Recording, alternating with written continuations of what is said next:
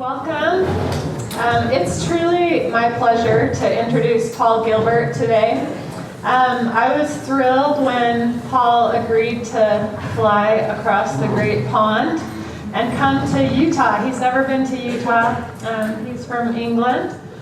And Paul spent his early childhood in Africa. And when he had the opportunity to attend school, he attended American schools run by Christian missionaries from Texas. So I learned yesterday that he can imitate a solid Texas accent. As you know from his bio, he is the founder of Compassion Focused Therapy. He has published dozens of books and book chapters and published hundreds of academic articles. In 2011, he was awarded an OBE, Order of the British Empire, by the Queen for his long-standing contribution to mental health care in Britain. Paul retired in 2016, but I'm confident that he works harder in retirement than most of us working professionals. He started and runs his own charity, the Compassionate Mind Foundation. He works as a professor 1 day a week at the University of Derby, and he spends 3 months of the year as a visiting professor at the University of Queensland in Australia. He says that's not a bad place to spend the winter. So my affiliation with Paul, just to give you a little background, so I was trained in EFT, ACT, DBT, and about a decade ago I started down the professional path of expanding my understanding of mindfulness and meditation and self-compassion through my own homework as well as networking in the psychotherapy community. I learned about Paul and his CFT model. I was eager to integrate the science of compassion into my clinical work. So I sold my partner on this idea. My partner's also a psychologist, lucky for me. And we were able to do some training with Paul in England. So I really quickly appreciated the richness of CFT as a biopsychosocial model. Through that experience, spending time with Paul, I also quickly came to value him as much more than an accomplished psychologist. He's a beautiful person.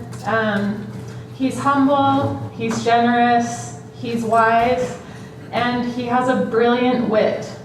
So please join me in welcoming Paul Gilbert.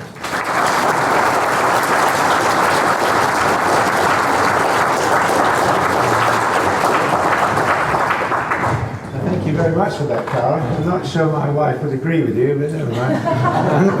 And I'm absolutely delighted to be here because, as Cara said, Gary and Cara came over to England, and since that time, they have really been inspirational. They are doing some fantastic work here. I mean, they are among the leaders in the world in developing CFT for groups, and there's also work going on here for people with psychosis. Some absolutely wonderful work. So it's a great privilege and honor, really, for me to be here with all this fantastic work going on. So thank you so much. Okay, I'll tell you a little story that I think you might enjoy. That you have to be careful with compassion because compassion changes you. And the story is that there was a lady who was slightly overweight rushing around at work, and she fell over, bumped her head, and had a concussion. And in that concussion, she had a vision that she went to heaven and she saw God.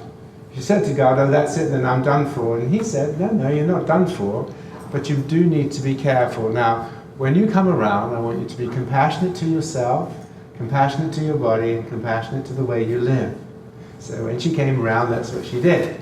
She went on a diet, she was compassionate to her body, she went training, she lived compassionately. And for the last little bit, she went and had some plastic surgery. She came out of the hospital and tragically was knocked over by the number 42 bus. Ended up in heaven and said to God, "God, you told me I had 40 years. And he said, "Oh, I'm so sorry, I didn't recognize you." So you have to be careful. Okay. So, excuse me, I can't use my flicker because we've had a little bit of problems with the cables and things, so I'm going to have to stand against the podium, I'm afraid. So here we go then. So welcome to 2 days. Now you've got quite a lot of slides. But you'll be pleased to know we're not going to cover them all. They're mainly there as a story and a sequence for your information. So don't worry if we hop and jump about. The workshop is designed to do that. But when you come back 3 months later, hopefully you'll have the sequence and you'll be able to follow through. The second thing is during the workshop, you will be engaging in various exercises, particularly this evening when you'll be doing some meditations. All exercises are, of course, entirely voluntary, and you're responsible for your own well-being. Sometimes when we do things that stir up a little bit of anxiety or whatever, that can be a bit troublesome for people, and particularly when we look at self-criticism. So make sure that you just go only insofar as you feel able. All material obviously is confidential. You will be seeing some client material that's confidential. And you are clinically responsible for how you use what you learn over the next couple of days. So if it all goes wrong for you, you can't blame me, all right? Okay, so people often ask, how did CFT start? Well, basically very slowly. Excuse me. The first was beginning to recognize how people change the way in which they think. So that was a key discovery, really, which was that when we were doing cognitive therapy, you know what CBT is? You know, CBT, can't believe this stuff. Yeah. People would be able to generate alternative thoughts, but the way they experienced them in their minds was often quite hostile. So I'm going to show you a video of that in a moment. So this is of a lady who had a very severe depression, multiple suicide attempts and so on. She'd been adopted and didn't feel that she should have been born, that nobody really wanted her. But in fact, she had a good family. She had a good relationship with her husband, 3 lovely children. But when she tried to do her alternative thinking, as you do in CBT, look, you know, I feel I'm worthless, I feel nobody loves me, but in reality I have this good husband. And I have these 3 wonderful daughters. She said, yes, I can see the logic of it, but it really doesn't help me that much. So if I can just show you this video now.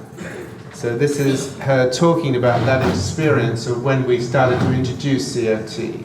So she was one of our first ladies that helped us and guided us on the way.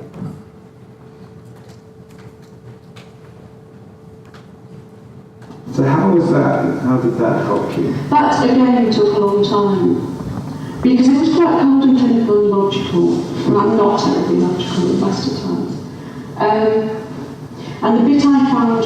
Okay, so this is her talking about her experience of doing some CBT for her depression.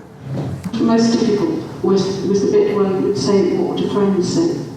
And I could never put myself in that position because the critical self would come back. And it would be, don't silly, don't do that. So a very standard CBT, you know, to have a series of negative thoughts is then, okay, so what would a friend say to you? But of course with these clients, they can't do that. And that is really quite an important observation. They can't imagine what a friend would say to them. And even if they imagine something nice or helpful, they'll dismiss it. So that was very difficult, very, very difficult. So you learned to identify your negative I could thoughts. identify, I knew... See the cycle, Yeah. see the circles. Yes. And I could logically write down what the outcome would be. You put some challenges I down. didn't mean it. So she's very good at, you know, I feel like I'm a failure, but on the other hand, she could write down her challenges. But it was, as she says, a mind game. It was all a mind game. It wasn't an emotion game. And that was the difference. Okay. And it was during this time we actually, in our department, started. So this was, again, back in whenever it was, in the 90s, early 90s. As you can see, it's not a wig, that really is me.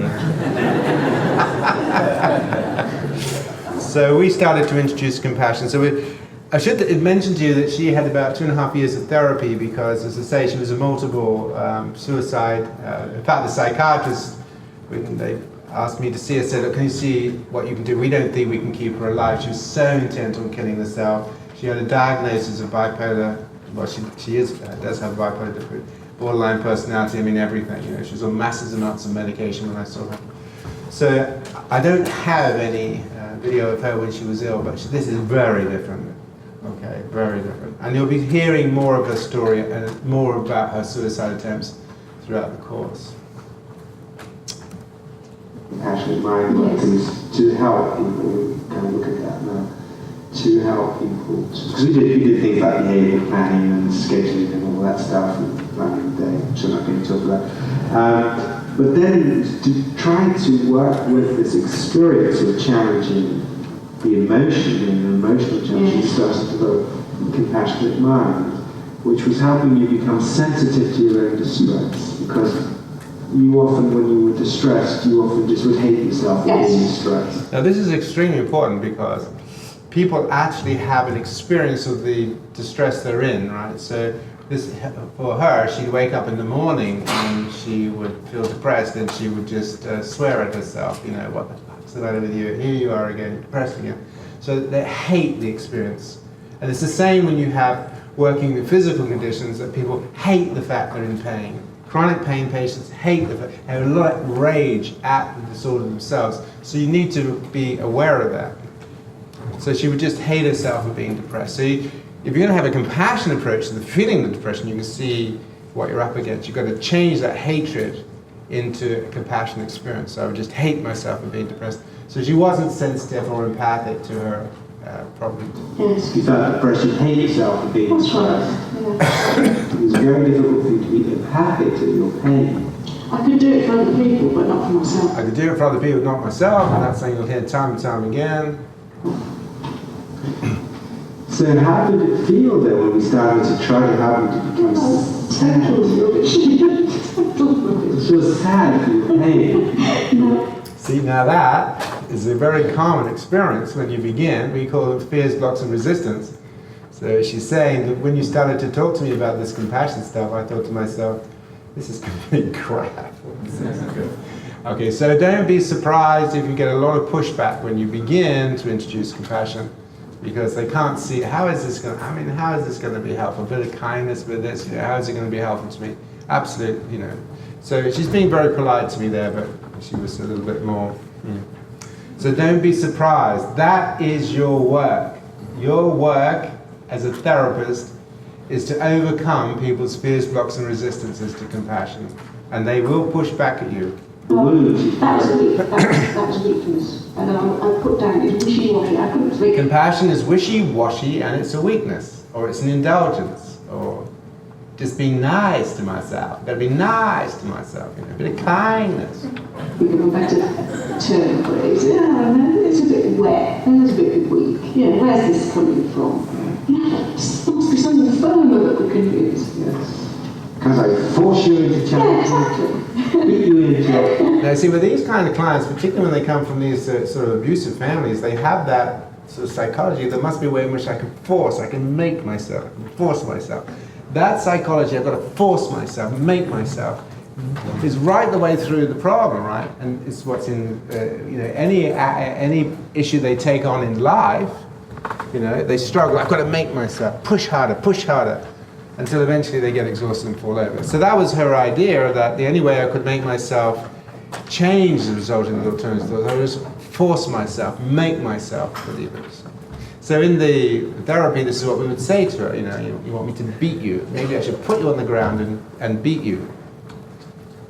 Because as we were talking with Doug, who does work with people with psychosis, and Gary, CFT is quite playful, and there's a reason why you keep it playful, because it helps to create a secure base. The more playful you can be in your therapy, the more secure your clients will feel. So you'll see that I'm quite playful with her. Yeah.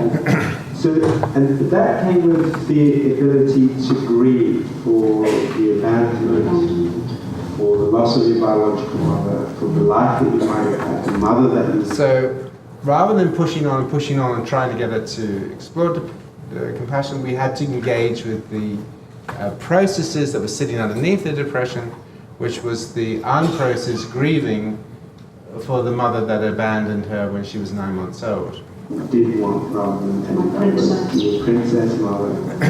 That was started a grieving process. Yes. And that you did find quite difficult as well. Yes, you see, when my adopted father died, I was sad and I missed him. I didn't really grieve. I didn't know how to, I don't think. started life, he was dead, and it was worse for my mum. I'd got kids, didn't really matter. I've never grieved. I have never grieved. Now, particularly with people that we call borderline clients, they are sitting on a huge well of grief, right? And one of the problems you've got with CFT is you begin to take them down the compassion road and you'll open a door on an ocean of grief. It will scare the hell out of them. They'll start dissociating all over the place and slam the door shut on it. So be aware of that, okay? Now, you know, when you get into the training, and Gary and other people here in Cara are doing training, you'll get used to how you work with these shutdowns. But they will shut down on it if they start to get involved with grief. Now, one of the reasons that they will shut down is because they've never had a secure base to be able to grieve. Particularly if they've come from traumatic families, their ability to grieve and be comforted just didn't happen, right? They would be more likely to be hit. You know, what are you crying about? I'll give you something to cry about. So when they start experiencing this profound grieving, it's very, very frightening, and then they would just close it down. Properly for anybody who's done. So how did that feel when you started to kind of work with those feelings? It's very emotional. I think I was in tears every session, wasn't it? You started to cry? Yes. Yeah, I did. It was touching a part of me that I don't think I knew existed. Now, that's a very fundamental experience you'll have in CFT with these chronic depressed people. You're touching a part of me I didn't know existed. I didn't know. I had that profound amount of grief. I'd never touched it because my whole life has been spent shutting it out. I've been shutting out my grief, my pain. Okay? I'm okay with the anger and the anxiety, but not this degree of grief. Right. Like I didn't know the anger existed. Right. I didn't know that depth of grief and sadness existed in me. I never tapped into it. Classic. This is classic in CFT. Okay. Now, this lady had had a lot of therapy actually from psychodynamic cognitive therapy, and so creating the context for people to grieve for the loss of the life they wanted, the parents they wanted, the love they needed, is really quite important. And so with all those other therapies, you've never ever tapped into this grief. In fact, I know quite a famous CBT therapist, and I was saying to her, you know, that working with borderline clients, you really got to create them the space and the security and the ability to do profound grief work. And she looked at me in horror and said, "Oh, no, you don't want to do that. No, that just gets in the way of helping them form new beliefs." So there we go. So CFT is very much about emotion processing. So that was the beginning, wasn't it? Yes. Empathic to your own distress. So that's the beginning, right? That's the beginning. The becoming empathic to your own distress. If you're in pain, becoming empathic to your pain. If you have anxiety, becoming empathic to your anxiety. If you're eating disorder, becoming empathic to the pain of your eating disorder. The pain of what you're experiencing, becoming empathic to it.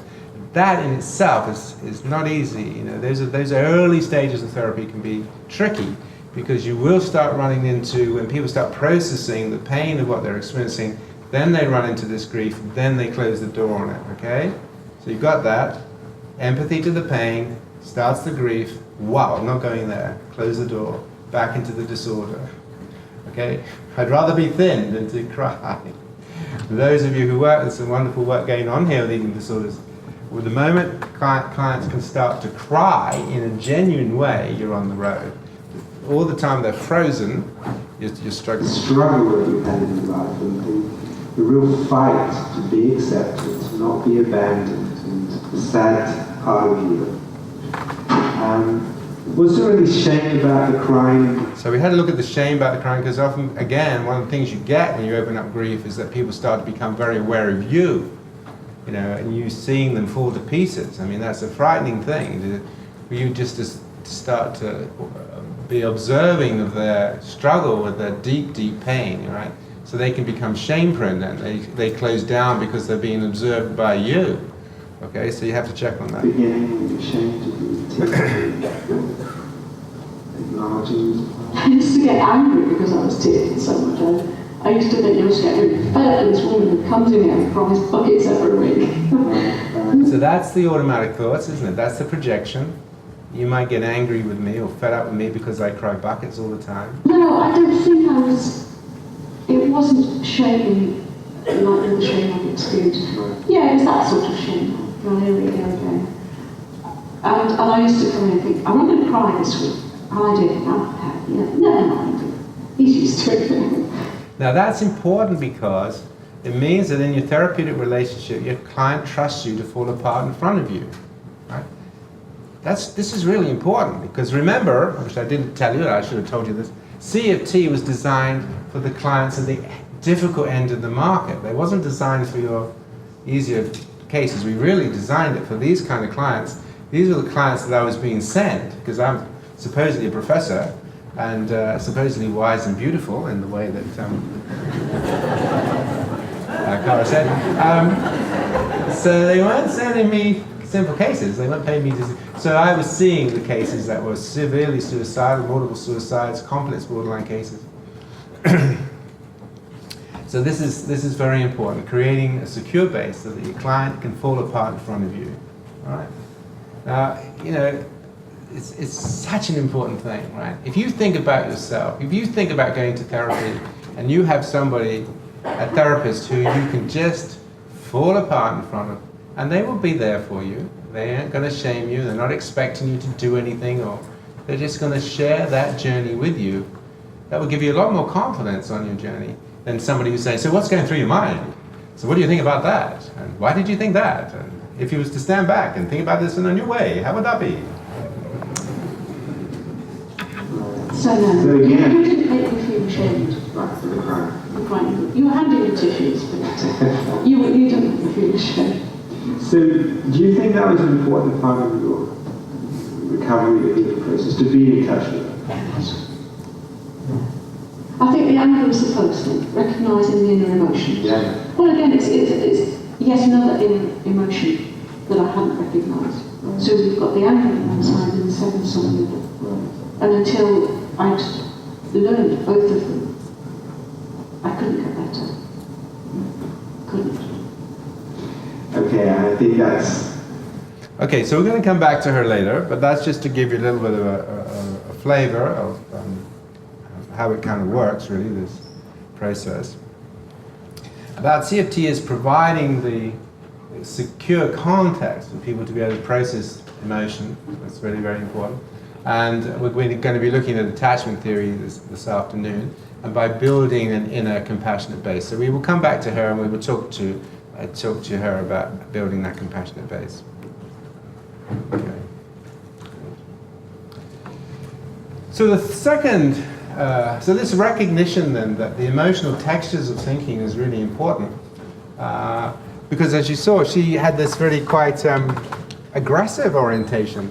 So I remember, I'd love to tell you that it was a stroke of genius, but in fact I didn't know what else to ask her. So one day I asked her, I said, look, when you look at your alternative thoughts, like you've got a family that love you and a husband that supports you and everything, how do you hear them in your mind, you know?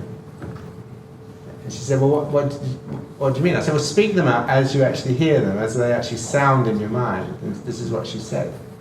Come on, you're doing cognitive therapy. You got a husband who loves you, haven't you? You got 3 lovely children. For God's sake, look at the evidence, woman.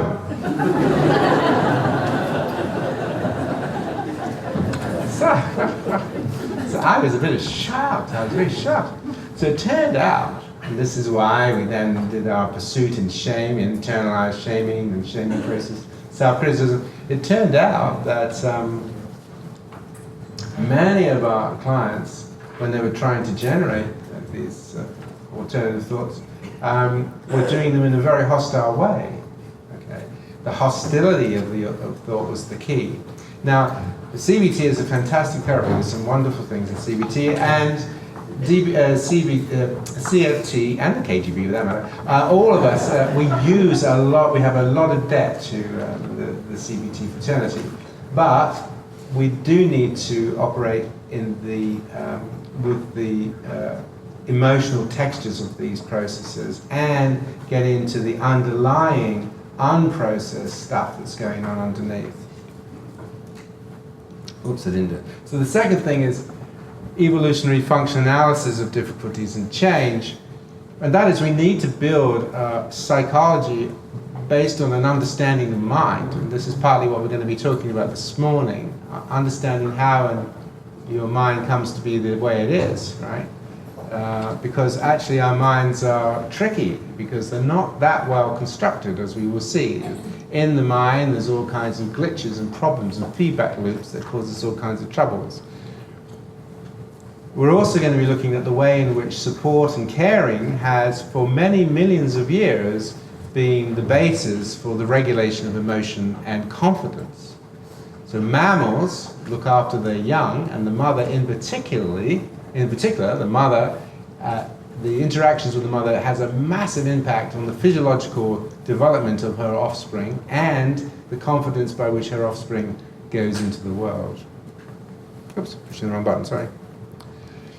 We're also going to be integrating the CFT with some traditions from the contemplative traditions, particularly Buddhism, but not only Buddhism. There are many religious contemplative traditions that have understood that in order for us to work with our minds, we need to spend time with them. And the funny thing is that Western people don't spend time with their minds. Their minds spend time with them. So they're simply acting out whatever emotion or desire happens to turn up, they will just act it out. Right? They're not using their conscious awareness, what we call mindfulness, to pay attention to what's actually going on in this thing we call the mind. And we also developed this over 30 years or so. So the key things was thinking about how and why do people change. Now, one of the interesting things is, strangely enough, you might not know this, but up until about 200 years ago, there was no such thing as psychotherapy. People had to get by without Freud and other things. So there must have been a way in which people changed naturally. How did they grow naturally? How did they manage without psychotherapy? Oh my God, it's unbelievable. But in fact, they did, and the way that they did is, of course, through the natural process of caring relationships. We must never underestimate that for most of our history, most of our civilization, the way in which we dealt with life difficulties was through the caring behavior of those around us. And if we had caring people around us, we would get through them. If we had hostile or critical people, then it was very difficult. So there is a natural trajectory to be able to face life difficulties in the context of helpful others. And then, of course, along came psychotherapy and looking at evidence, practice, exposure, relationships. And also, what is the nature, then? If we're going to use insight and motivation, what is the nature of insight and motivation to provide the basis for change? So CBT, and we were very lucky because Tim Beck came over to the UK, did a lot of training. Ivy Blackman did the first trial in Edinburgh on CBT for depression. I was very lucky to be caught up on that, and Tim was incredibly generous with his time and spent a lot of time showing us some of the stuff with CBT. So CBT really focuses on understanding the process of helpful thoughts. And you might remember that Beck discovered this by, I think his example he gives us, that he was trained as a psychoanalyst, and one day he had this lady who was revealing on the couch, she was on the couch, sexual dreams and becoming anxious. And so Beck thought, oh, she's becoming anxious because of the forbidden nature of the sexual content. And he happened to say to her, so what is going through your mind? And she said, well, I'm telling you about this dream, but I suspect you'll find it very boring. I'm a middle-class American, you've heard it all before, you're probably just waiting for me to get out of the room, for the next person to come into the room, blah, blah, blah. So that was a bit of a shock. So he said, is that true, that's what's going on? Yeah. So Beck said from that moment on, he started to ask people, what's going through your mind? What's going through your mind? What's going through your mind? And he noticed that the ways in which people were thinking matched up to the way they were feeling, and so he naturally thought, well, supposing we help people with their thinking styles rather than unconscious conflicts, we do direct work with their thinking styles, would that be helpful? And lo and behold, it was. And so it's really helping people distinguish between what helpful thoughts are and what are unhelpful thoughts. And Tim was always very keen on the idea that helpful thoughts have to be experienced as helpful. Okay? And sometimes CBTs get a bit carried away with the idea of evidence. Evidence is okay, but not if the client doesn't really buy it. You probably know that, for example, the more evidence you give to climate change deniers, the more they're sure there's a conspiracy. That's the way it is. And he'd say things like, look, if you are up on top of this building and there's a fire and you think to yourself, if I climb down this drain pipe and slip, I shall die. That is probably true, but if you focus on that, that's not going to help you. You have to focus on just putting one hand in front of the other and try and get down bit by bit. Everybody in this room will probably, unless there's a miracle of technology or whatever, be dead in 100 years. But if you walk around every day thinking, one day I shall die, one day I shall die, I won't be here forever, I'm going to die, that's probably not very helpful. It's true, but it's not very helpful. So, this issue of discovering what is helpful, and that's a little bit more tricky. So CFT really was focused on this idea then that trying to find out what was helpful, and that people would often have evidence, but they didn't find it as helpful. They would say things like, I agree with the logic, yes, I feel, but I can't really feel reassured by what I'm thinking. I know that I'm not to blame for my abuse, but I feel that I am. I still feel bad. I still feel disgusting, blah, blah, blah. So this is really extremely important, of this distinction about, even if you're going to change cognitions, and in CFT you do use CBT techniques, how are they going to land? What is it that allows people to experience, oh yeah, that can be helpful. So here's some ideas for you. Imagine that you are struggling with clients, you're not doing very well, and then you think about coming up with some alternatives. So you might be empathic to your own distress. You might say, well, it's understandable to feel disappointed and thwarted because therapy is hard.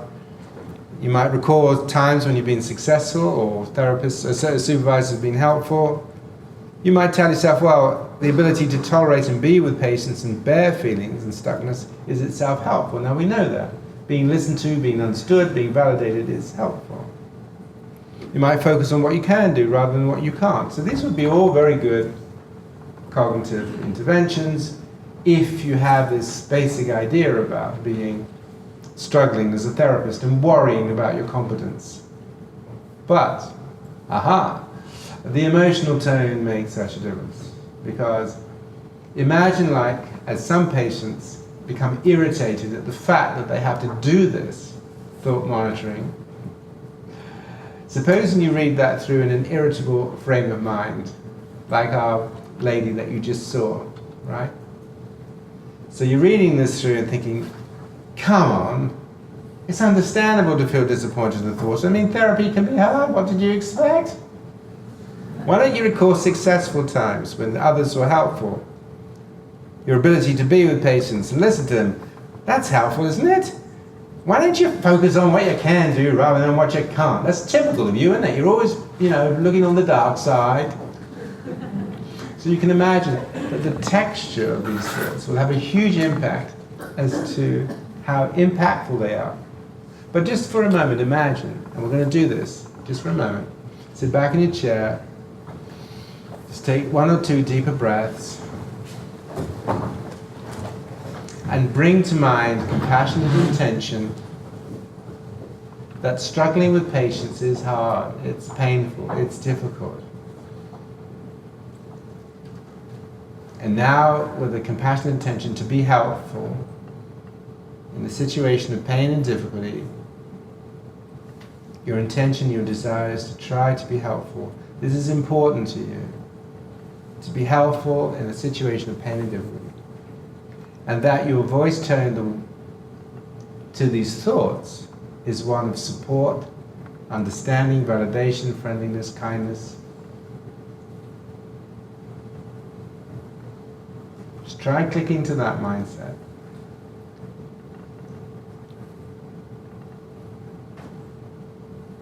Okay, and so we'll come back together quickly then.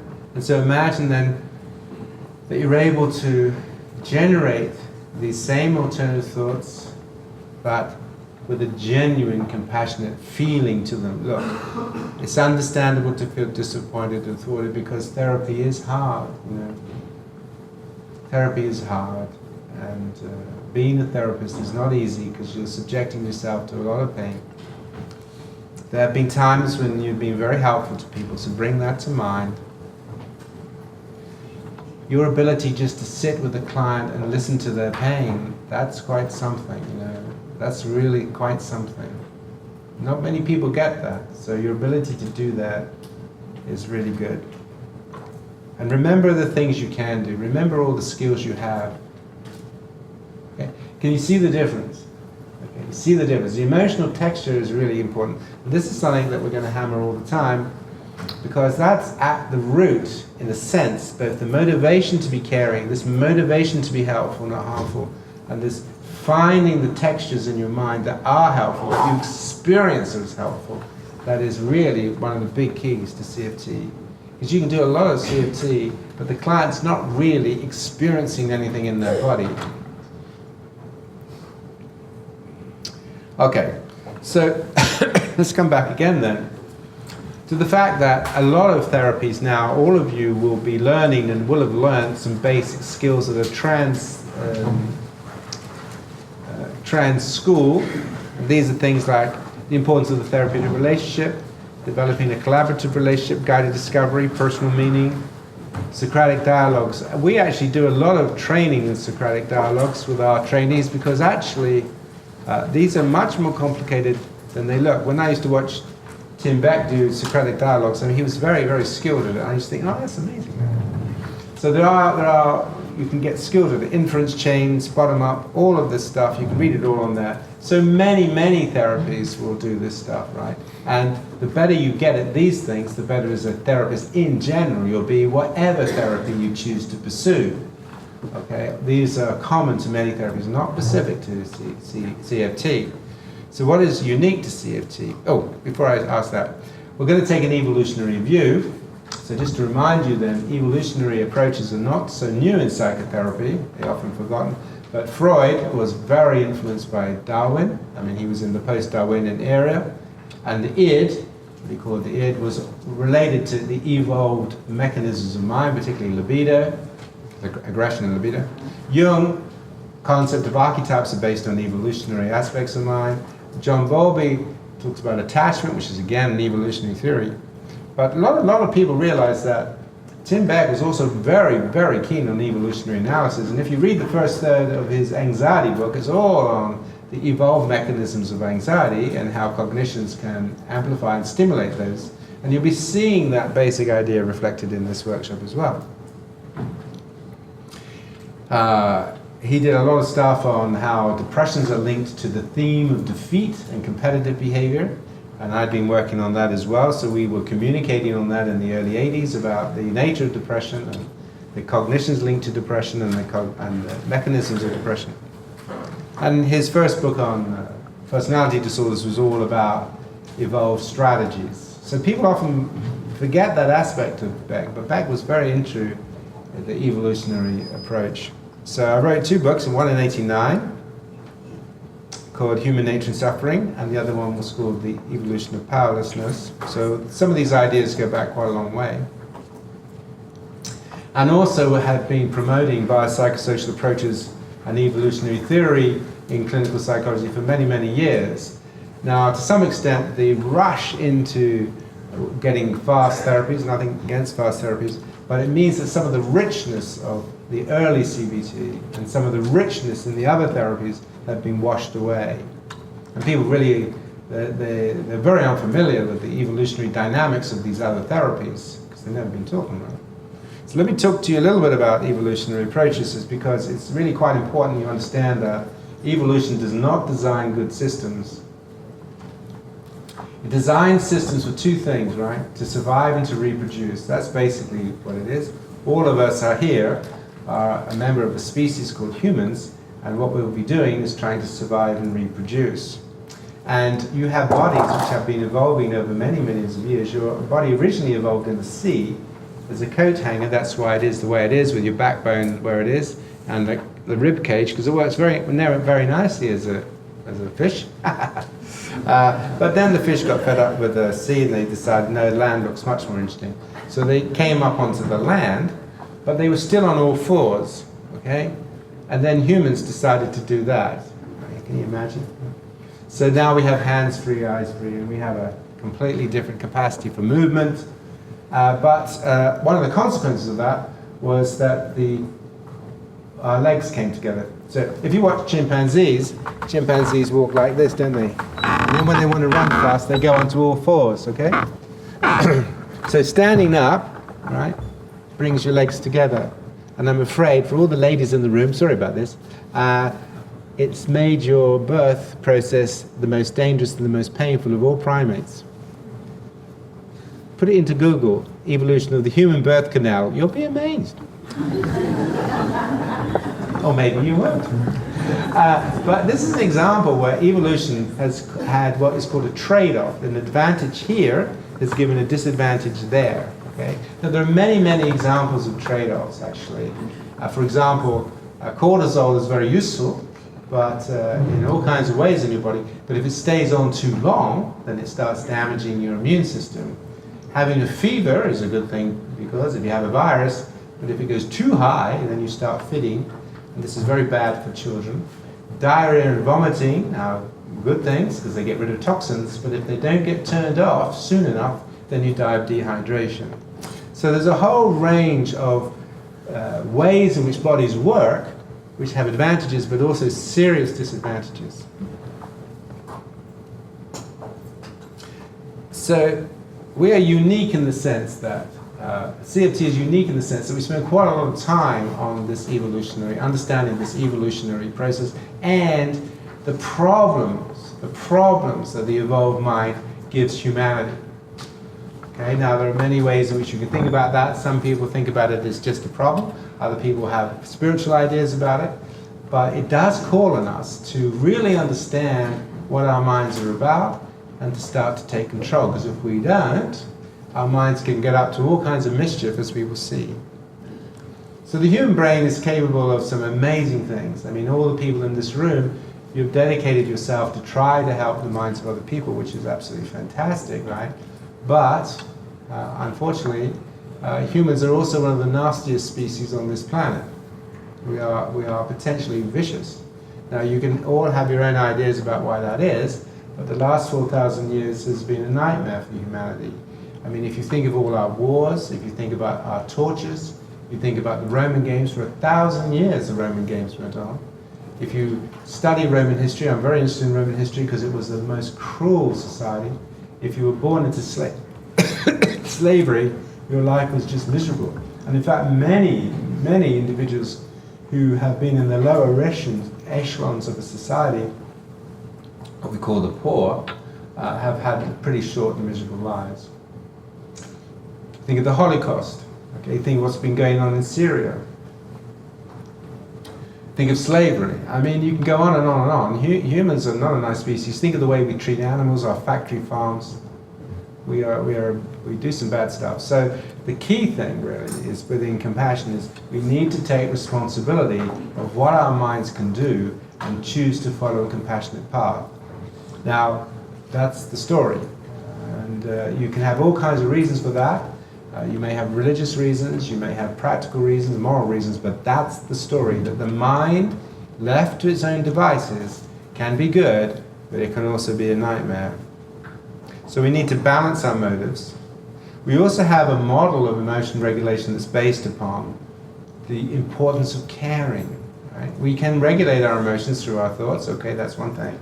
But we also can regulate our emotions by how we care for ourselves, how we are compassionate with ourselves for our pain and our difficulties, and how we are compassionate with other people with their pain and difficulties. Okay.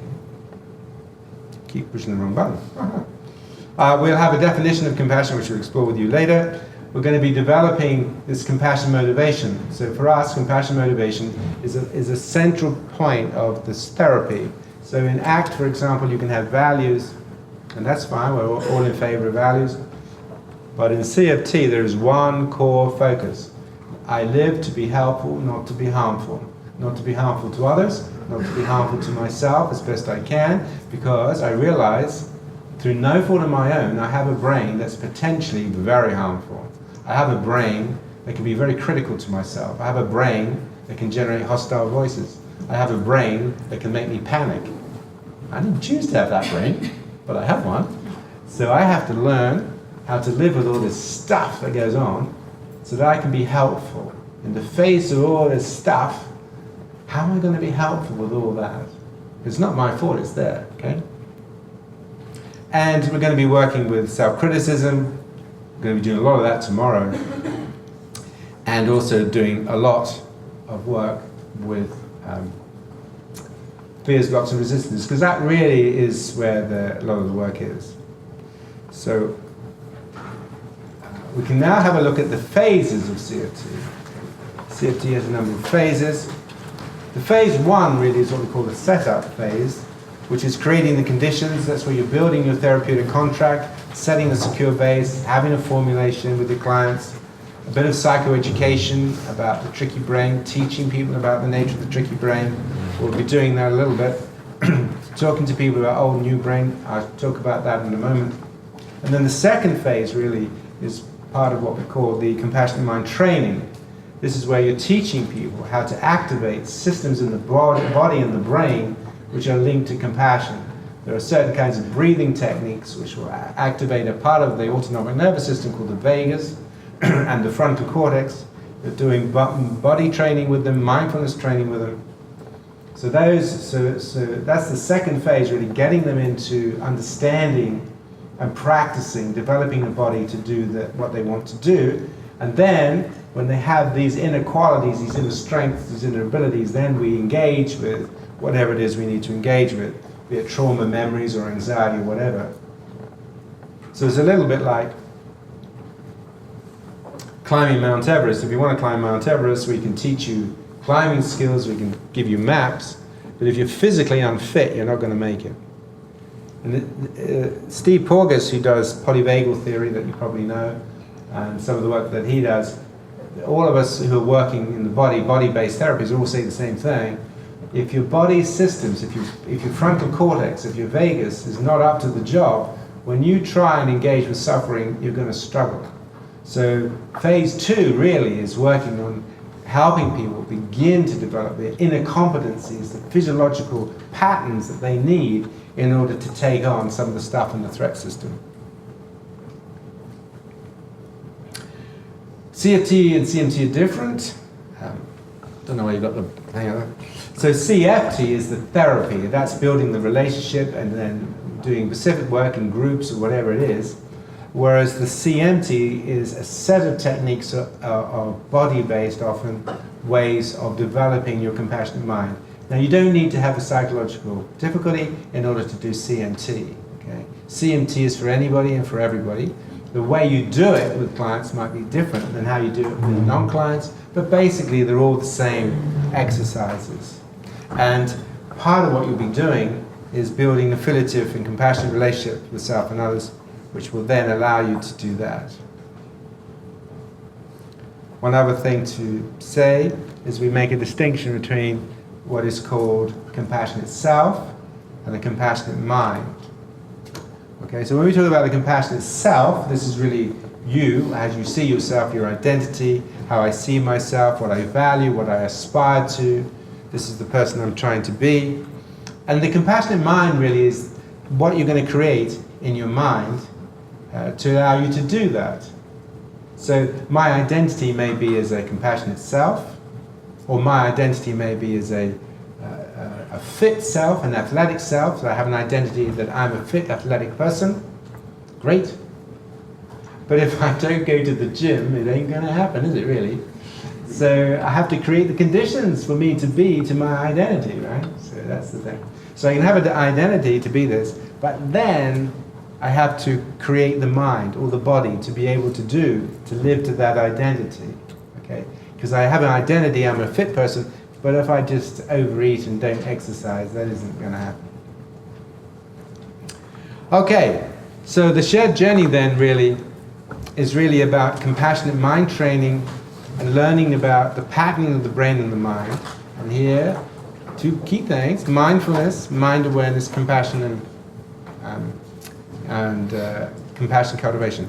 So the next part really is having got over to, because this is quite an intense, this part of the workshop is pretty intense. We cover quite a lot of material quite quickly. So we're now really into the part of what is mind awareness. Because actually, if you think about it, when I was at school, nobody taught me about my mind. I had no idea. I just kind of grew into the damn thing. I had no idea about my emotions or my desires or whatever, you know. When you get to a certain age, hair starts to grow in strange places. You think, that's odd, where did that come from? I wasn't there last night, I have no idea. So one of the things that's important then is to begin to think, whoops, sorry about this, is to understand motives. So I'm going to build a little bit of basic psychology. Now, I apologize to those of you who are very familiar with this, but we find that many of our CFT trainees who come onto the course simply don't know this stuff. Now, the first thing then is a motive has an algorithm. All systems in the world basically work on algorithms, and an algorithm is an if A, do B, right? That's all it is. And these are wired in, okay? So, think about this. If you walk out this door and you suddenly see a lion, what do you do? What happens in your body? Your heart rate will go up immediately, and you start looking where to run, right? Okay. If you suddenly hear the fire alarm and you see smoke coming under the stage here, what do? Your heart rate will go up. In other words, if threat, put up the heart rate, sympathetic system, bang, thank you very much, heart rate up, oxygen going, get the hell out of there, run. If A, then B. All right? On the other hand, supposing you're looking for a partner and you go into a sleazy bar and you see this wonderful looking person. What happens in your body? Well, you don't want to run, do you? Because that's not really you don't want it to be a threat. So you get a different kind of feeling, doesn't go throughout your body. And if you're very hungry and you walk past a wonderful pizza shop and you smell the pizzas, what happens in your body? Well, you don't run and you don't get sexually excited. At least I hope you don't. Not to a pizza anyway. And, your gastric juices go. If A, then B.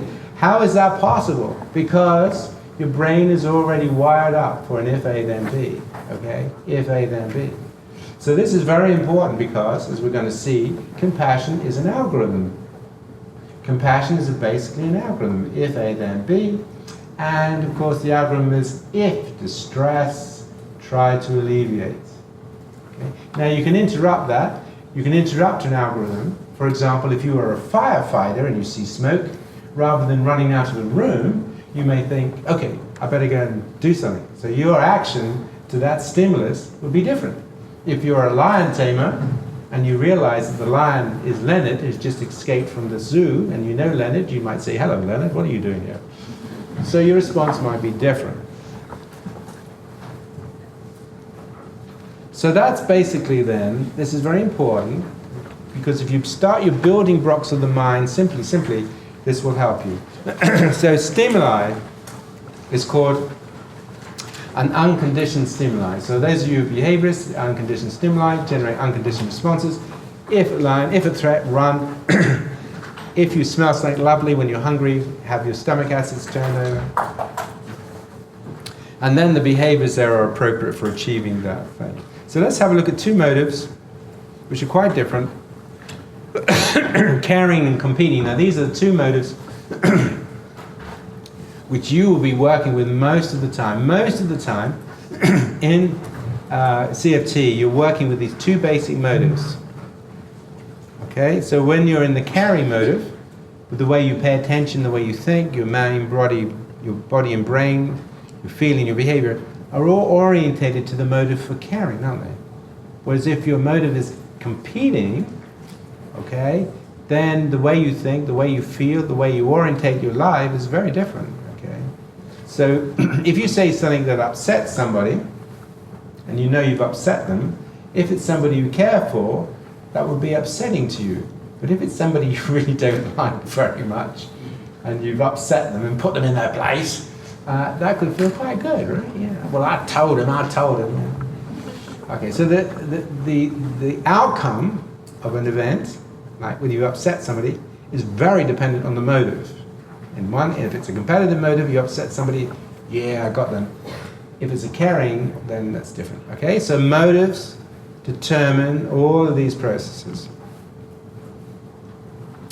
Now, emotions, what are emotions? Emotions really are guides to motives. They serve the functions of motives. And they're there to be stimulated quickly. They're there to organize your body, right? So a motive is threat avoidance. Avoid injury, harm avoidance, that's a basic threat. That's the motive. All of us are motivated not to be hurt. Okay? And when a threat appears, because you have that motive, then your body will react with anxiety or whatever.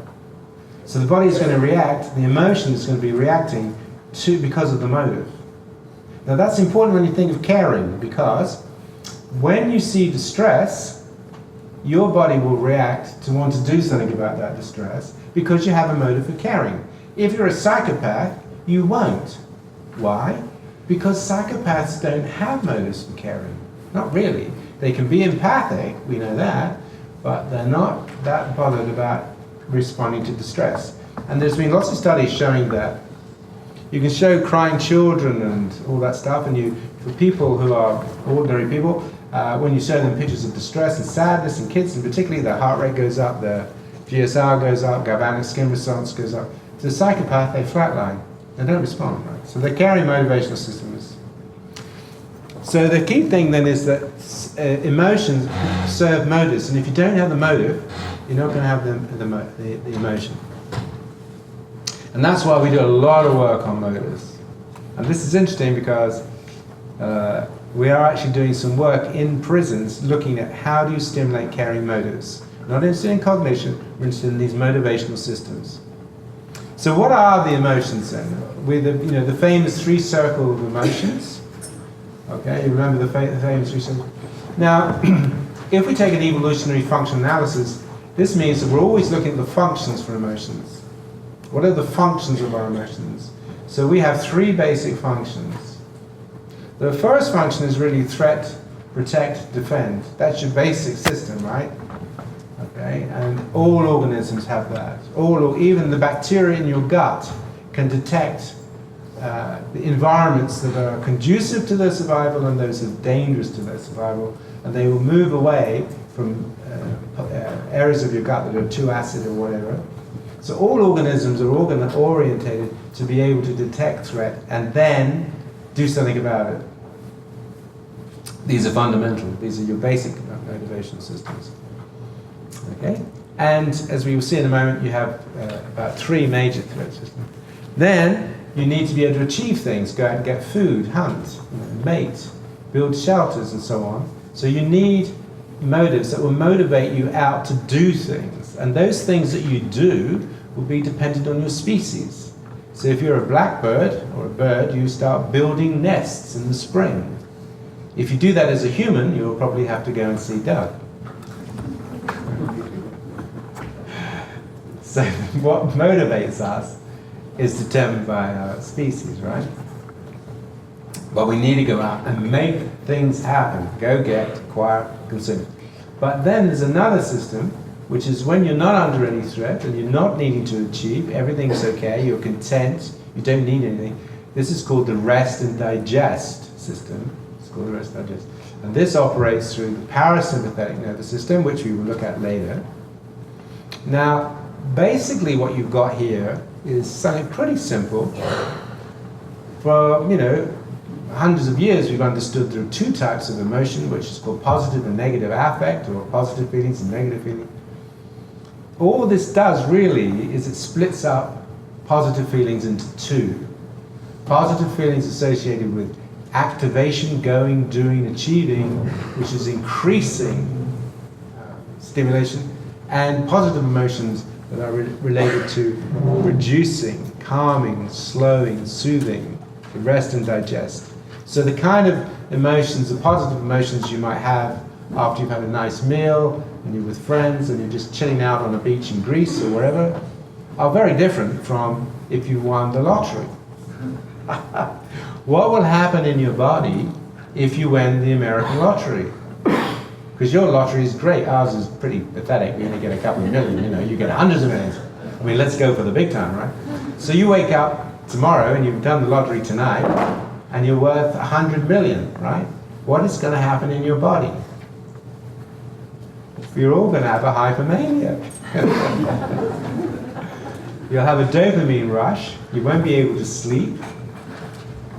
Okay, for those of you who are mindfulness people, you'll be on your mindfulness cushion, focusing on the breath, breathing in, breathing in. Oh my God, I'm really 100 million. Even if you tell yourself, look, I need to sleep because I've got a lot, you know, I've got 100 million, I've got a lot to do with 100 million. I need to get my rest. You're not going to be able to do it. So your body would do its own thing, even though your mind doesn't want it to do it. When you have a massive input, like you've achieved something or whatever. Now that's a very different type of feeling than just feeling very content, being happy with the people you are, chilling out, and it's just a much different type of emotion. And when you go have those experiences, you go to sleep and you sleep like a baby. So these are very important. So basically the 3 circles are simply splitting up the positive affect system into 2, the activation and the slowing. And as we'll see later, attachment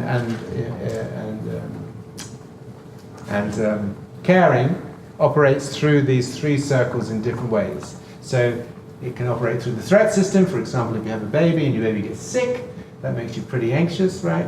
If on the other hand you're playing with your baby and you're having great delight with your baby, that's strive. And on the other hand, if you're soothing your baby, calming your baby, that's calm. So that's what you'll see published in the books. Okay, and you have the 3 basic threat-based emotions. We don't call them negative emotions, we call them threat-based emotions. These are your big 3, but in reality, the ones you need to worry about are the big 2, anger and anxiety. And in reality, if you get hold of those 2, right, you're gonna go pretty far. These are the 2 that do most of the work in psychopathology. These 2. Either anger or the fear of anger, or anxiety or the fear of anxiety. These are the 2 big ones, right? Usually these are sitting around in that person's experience. Disgust can be there too. So then, typical of many affect theories, you have the promotion of emotion and the reduction of emotion. What is it that creates the frequency of the emotion? Are they aware of the emotion? Do they understand the triggers? What creates intensity? Why do some people have a little bit of anxiety? Other people have panic disorders? What helps to recover? What makes it last? So these are typical processes that all therapies, in one way or another, will answer those questions, and CFT asks them in a particular kind of way as well. So we've done motives and emotions. Now we need to think about competencies. Competencies. What are competencies? Competencies are things that allow you to perform actions, right? So bird needs wings to fly, but they also need brains to be able to move those wings in a way that they can fly. Those are competencies. Okay? They're not motives and they're not emotions. I mean, they might be motivated to fly because they want to get food, but they are competencies. Competencies provide for processing systems to be able to perform actions. And in the last 2 million years, one of the things that have made humans humans is not particularly changes in motives and not particularly changes in emotions, but a massive change in competencies. And that's because we have these amazing competencies for reasoning, language, thinking in time. Okay, Thomas Sonderoff has done some wonderful work on time thinking, that you can predict the future, you can reflect on the past, you can know that if you do this today, that'll have an effect on Tuesday or Wednesday or next year. You study now because you want to have a nice career in 5 years' time. This working for the future is extraordinary. Animals can't do that. You have a capacity for language, and Steve Hayes is very keen on relational frame theory, and you can read about that stuff. The way language changes the way in which our minds work. Our ability to use our imagination, okay, by creating images in the mind, we can stimulate the body. You can do a thing this evening, go home, and have a sexual fantasy and see what happens in your body.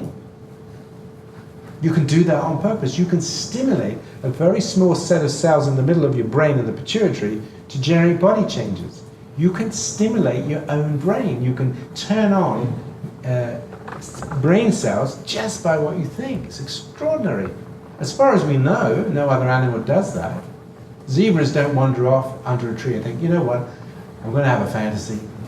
You know, I'm kind of bored, so I'm just going to have a sexual fantasy where I'm under this tree. Doesn't happen, does it? Okay. Then you have these amazing changes in social cognition. So there's a process of things, social cognition, which is the capacity for empathy. Humans have this amazing capacity for empathy. Not only can we empathize with what's happening, what a person may be feeling now or thinking now, but we may be able to empathize with why they're thinking what they're thinking. We have what is called theory of mind. We understand that people do and behave in ways because of what's going on in their mind, what they're thinking, what they're imagining, what they're feeling. Now this is incredibly important. Okay, supposing you have a friend and you phone them up and they've had a bereavement. You know, maybe they've lost their mum or their dad and they're very distressed. So you want to check on them, right? So you phone them up and they say, oh, it's you. Look, I'm in a state right now. I just don't want to talk to anybody. Okay. And they put the phone down on you. Now, if you're an empathic person, you'll be able to understand, oh gosh, they do sound pretty terrible because they wouldn't normally do that, so they must be in quite a state. I'll leave them a few days and then give them another call. If, on the other hand, you lack empathy, as some of our borderline clients do, unfortunately, when that person puts the phone down on them, they will think, oh, well, if that's how you're going to be with me, then sod you, I'm not going to phone you again. Because they can't get behind the action. The ability to get behind the action. I can understand why you're doing what you're doing. I can understand what this is about. Now in therapy, this is absolutely crucial because the patient may be very angry with you and they may be attacking you. If you take it at face value and you don't get behind it, right, that actually what's going on behind it is a very frightened, fragile person, then you respond to the anger, not what sits behind. So this ability to move behind the surface is hugely important. And the third aspect, really, is this aspect of consciousness. Now, this is the game. Now, for me, I personally have a spiritual belief system. This is the game. Consciousness is the game. Because if I said to you, look, when you go to heaven, you will be there, but you'll be a clone. There'll be a clone of you. You'll behave in exactly the same way and think in the same way. But there'll be no consciousness. You won't be conscious of it. You won't be aware. You probably wouldn't be that interested in it. What all humans are interested in is not the continuation of you particularly, but the continuation of a consciousness of you. Consciousness is the game. Consciousness is the thing that's so interesting and so amazing and no one understands it. And it's how we use consciousness, our awareness of our minds, our ability to pay attention to what's going on in our minds. That is the big unlocking key. Because without that, if you don't have awareness, you don't have a consciousness, then your mind just does whatever the environment triggers in it. But with consciousness, then you have the capacity for mindfulness. With consciousness comes the capacity for choice. Without consciousness, you're just an automatic being living out the algorithms of your genes. Okay, now this is a big story. We'll come back to it. So just to finish up before we go to tea break, what it means is then we have these four basic aspects of mind: motives, emotions, competency, and competencies. And this is why you won't make these errors. When somebody says to you, but isn't compassion just empathy? You say, no, because I've done CFT, so I know. Empathy is a competency, and empathy can be used for good or ill, right? I can use my empathy to manipulate people. If I'm a Machiavellian, I'm going to be much better at it if I'm empathic than if I'm not. Psychopaths can be very empathic because they can manipulate people. Okay? What is the worst torture to have, an empathic one or a non-empathic one? Well, if they ever give you the choice, always choose the non-empathic one. Okay? So empathy is a competency which we can train, and we can train it, we can get better at it. Okay? Compassion is a motive. It's a desire, it's a wish, and it's something that lives with you every day, the desire to be helpful, not harmful. And so when you're doing therapy, then, when you're working the therapy, you will be working with motivation, you'll be working with emotion, particularly the ability to tolerate emotion, okay? Tolerating emotion. You'll be working with competencies, particularly empathic competencies, empathy to one's distress, understanding the roots of one's distress, getting behind the distress. We do a lot of empathic training in CFT. And then, of course, the behaviors, learning to behave in ways which facilitates your movement of your mind. So you practice compassionate behaviors. You're going to be doing acting techniques where you practice behaving as a compassionate being and seeing what that's like. So it is now time. You have earned your coffee. So that's the first part, getting you into the basic ideas, and then afterwards we'll look at compassion in more detail. Thank you. So one of your colleagues said it's a little bit like drinking from a fire hose. So there's quite a lot in this first morning, actually. It does slow down, you'll be pleased to hear. Not a lot, but a little bit. All right. Now, so basically then, just to take you back one slide, humans are really special in the universe, as far as we know, in this part of the universe anyway, because we have access to this thing called consciousness, and we have these brains that can think. But part of our evolution, if you want, is learning how to use it, and frankly, we haven't yet. History shows that we've got it, but we haven't learned to use it. And for those of you who are in the religious side, the story of Adam and Eve is an interesting one. It's about if you're going to wake up, if you want intelligence, if you want consciousness, then learn how to use it. Because if you don't, you can do harmful things. That's basically the story.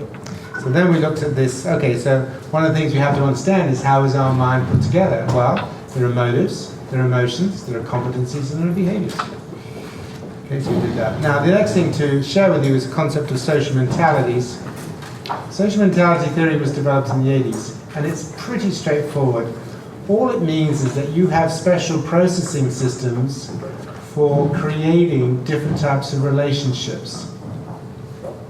So, if I'm creating a caring relationship with you, then I need to be able to be attentive to your needs and your distress. I need to be able to behave in a way that is helpful to you. And therefore, that is called a caring mentality, because you will then respond back to me that's helpful. So, for example, a mother hears the cries of her baby, she gets to the baby, picks the baby up, she does appropriate things, she cuddles the baby, or maybe feeds the baby calms down. Okay? If the baby is hungry, right, then playing with the baby and tickling the baby is not going to be very helpful, is it really? That's inappropriate caring behavior. So a social mentality is the creating interpersonal dances. So that would be caring. Cooperating would be sharing in particular ways, understanding the nature of a sharing cooperative relationship. If you think of sexuality, you've watched the birds on the lawn, or the pigeons, you know, they send signals to each other. So, but basically that's what a mentality is, the way we co-create social roles by using particular processing systems. And some people are good at them and some people are not. So for example, if you have low libido, then you're probably not going to be wanting to create a sexual role relationship with somebody, but if you have high libido, you might. If you're orientated to caring, then you will show caring behavior in many of your relationships, but if you don't really, if you're not orientated to caring, then you won't. So that's basically what it means, and that's the model. Now this has been published, and I've sent Gary some papers, which are open access papers, so you can ask Gary where this has been. So basically there you have your motives, your emotions, competencies, and in the middle, all of these then allow you to create different types of relationship. That's basically it. I want to talk to you a little bit more about this new brain and how the new brain changes the nature of mind in the universe. the mind in the universe until consciousness or consciousness of consciousness arise is that minds simply, bodies and brains simply do things to carry genes around. So if you think about a zebra running away from a lion, what happens is if they get away from the lion, then they will be able to calm down and will feel better quite quickly. But there's a zebra, the lion struck, they got very anxious, they ran away, got away, and then down they go. But if this has happened to humans, what we typically do is we start thinking. So we're very grateful to be away from the lion, but then we think, oh my goodness, can you imagine what would have happened if I'd got caught? You know, lions choke their victims to death, you know, they rip their throats out. Did you know that? I mean, what, you know, God, can you imagine having your throat ripped out? Oh my God, that's terrible, that is. I mean, thank God I got away. What would have happened if I hadn't? Supposing there are 2 lions tomorrow, oh my God. I don't want to die like that, I really don't want to. On and on and on and on. So unlike the zebra, okay, we just keep it going and thinking about tomorrow, the next day, and what happens if we get it wrong? And it's called catastrophizing. Maybe. And of course, zebras don't worry about having lions around. I mean, if one of their kind gets eaten, zebras don't wake up the next morning and say, have you seen Fred? I haven't seen Fred. I think he was taken in the night. Do you? Oh dear, poor Fred. But we do. We can be aware of each other in our communities, and we have an interest in caring for each other in our communities. So these are all very important things. Another thing that's quite important is to think about this process by which bodies learn, right? So all of you are good behaviorists, no doubt, and you know about the distinction between a conditioned and an unconditioned stimulus. So this goes back to Pavlov. So Pavlov would sound a bell and then give food, sound a bell, give food, sound a bell, give food, and eventually the animal began to salivate to the sound of the bell. Now there's nothing in nature that would stimulate salivation. That salivation has started because of the conditioning. Now, Pavlov was a physiologist, so this is how bodies learn. Not how minds learn, how bodies learn. And so classical conditioning is really at the basis of all of these models that say the body remembers. Yes, the body does remember because of the signal. And what the body will do is to create the conditions of the original signal. Right? So, some of you might like cheesecakes. I can't mention alcohol here because that's not good. No alcohol. Some of you like cheesecake. So maybe one day you have a cheesecake, it's not a cheesecake, but then in a few minutes or so, 5 minutes, you start feeling ill, and then you're very, very ill. You know, both ends going like the clappers. But you recover. So what happens in a couple of days when you go to your friend's house and they say, I remembered you like cheesecakes, I got some cheesecakes for lunch, and they put one right under your nose. What happens in your body? Yuck. Yuck, yes. Oh, right. That's biological learning. That's your body has learned, and what it will do is to recreate the emotion, the body state that it needs for that stimulus. In other words, it doesn't make you anxious or angry, it makes you feel nauseous. It will create a body state for you to that signal. And this is important because this is how all trauma memories are laid down. The body remembers. The body creates the emotional conditions associated with the signal. Okay? So that's important. And that can become conditioned.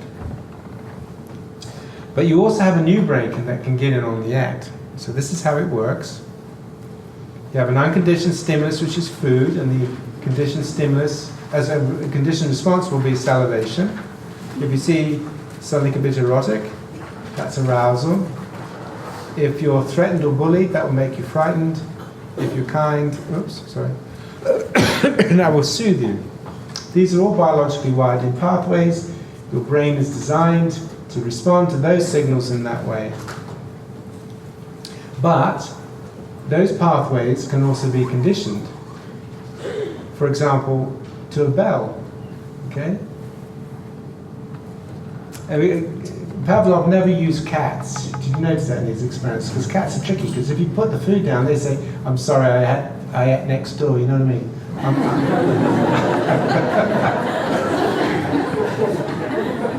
not hungry right now. What is this rubbish you're serving me? This is how fetishes are developed, of course. People develop sexual arousal to all kinds of things through learning, through accommodation.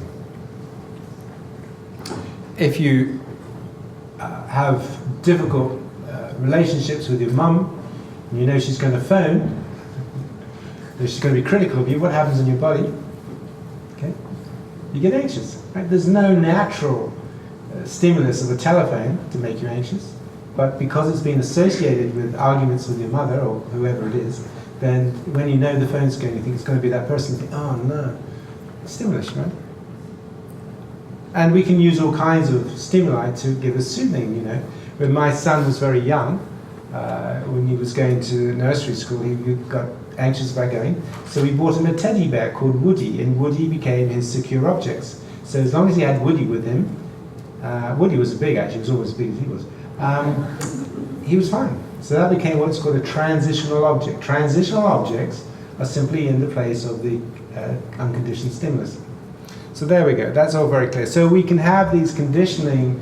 Now this is very important because in CFT it's all about how are you working the body, and getting cues that will stimulate these systems, this soothing system, that's what you're after. But then we have our new brain, and our new brain can do all kinds of things. Our new brain can imagine a meal. You know, you're very hungry and it's late at night, you just lay in bed and you imagine this wonderful meal. Not cheesecakes, because that makes you sick. But you just imagine this wonderful meal, right? And that will stimulate. You lay in bed and you have a fantasy. Or you can make a decision you're going to be celibate. That's interesting, isn't it? You can choose your behavior, to do or not to do. Animals can't do that as far as we know. But you can. You can plan, you can think, you can decide what are you going to do about this desire. You can choose, when it comes to a meal, not to eat. There's a new thing at the moment, which is this fasting. Have you heard about the fasting? You have 2 days where you don't eat very much. Or you miss out your breakfast, you have your last meal at 7 o'clock and you don't eat again until 1 o'clock. This is the new dieting thing. Okay, it's quite incredible. I've been trying it. As you see, it's kind of working. See, that's naughty, don't laugh.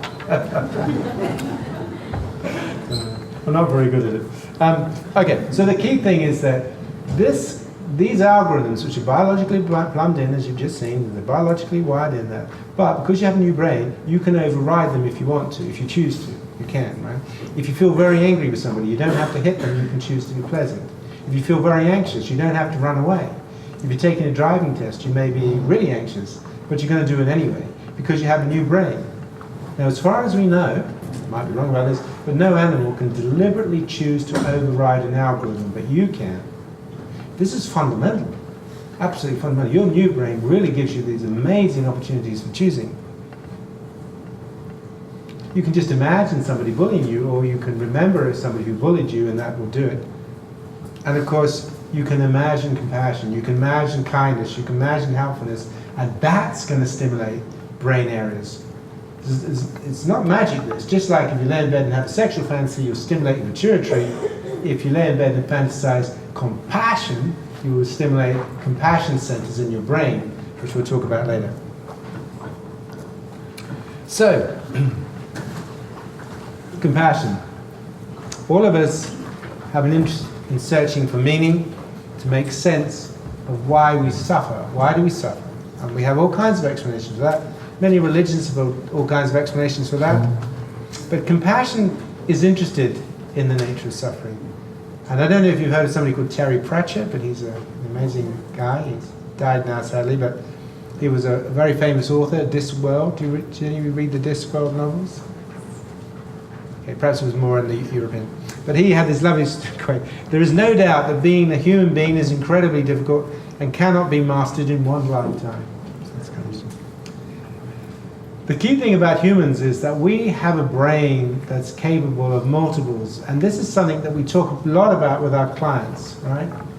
The idea that there's a unitary self or a real you is an illusion. There is no real you.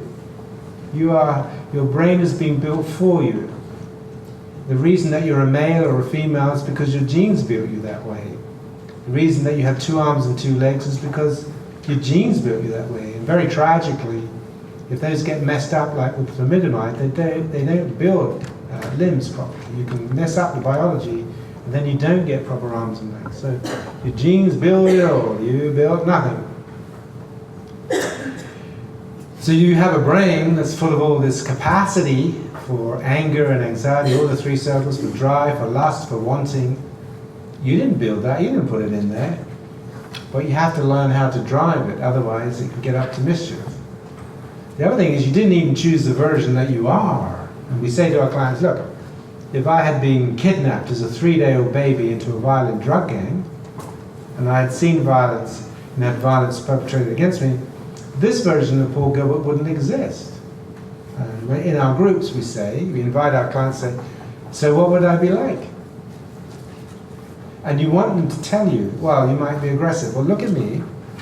Okay, now think. Paul Gilbert is aggressive. Paul Gilbert is a drug baron. What else might I be? Because when you're doing therapy, it's serious stuff, right? I could have been a rapist. Because that's what happens to people who grow up in those environments. Most of the people in our prisons have grown up in hostile environments. Very few people in our prisons grew up in loving, caring environments. Some, but not many. Would I have chosen to be kidnapped as a 3-day-old baby? No. So to what extent was that my fault? Okay. And if these 2 versions, this version of Paul Gilbert and that version, met, they wouldn't like each other. They wouldn't even get on. So 2 versions of the same being wouldn't even get on. That version would think of me as a pathetic, rather cowardly person, which basically I am. And whereas this person would be shit scared of that person. Yet the 2 versions of me. Which is the real one? There is no real one. The only thing that's the same in both versions is consciousness. It would be the same consciousness, but with different content. See? Interesting, no? It's the consciousness, the consciousness. Now that's important. We'll come back to that. So we are multiples. We are thoughtful. We are thoughtless. We are kind and we are cruel. We are creative, destructive, brave, stupid. We are heroes, villains, visionary, and we are blind.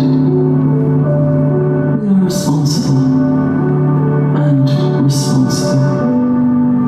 We are all what we have done and what we will do. So we all have duty to do the right thing. We are no different. We are. Okay, so that's a nice little advert. It's actually an advert for a bank, but never mind. That's the NatWest advert. So they allowed me to play it. So thank you, NatWest.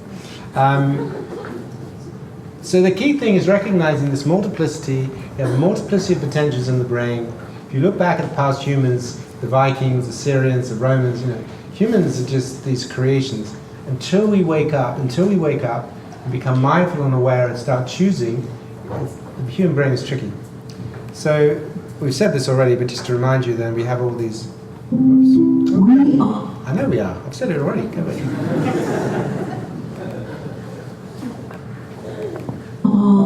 I do. Hang on, I'm going to have to come out of here. This has crashed itself, so let me just come out of here. Better save that, I suppose. So basically then, go away. Let me see. I'll be right with you in 2 seconds. There we go. Back together again now. Perfect.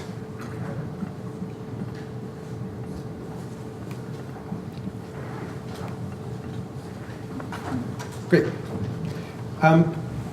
So the key thing in CFT is really coming to terms with this dimension which we call cruelty versus callousness, because we have all these capacities.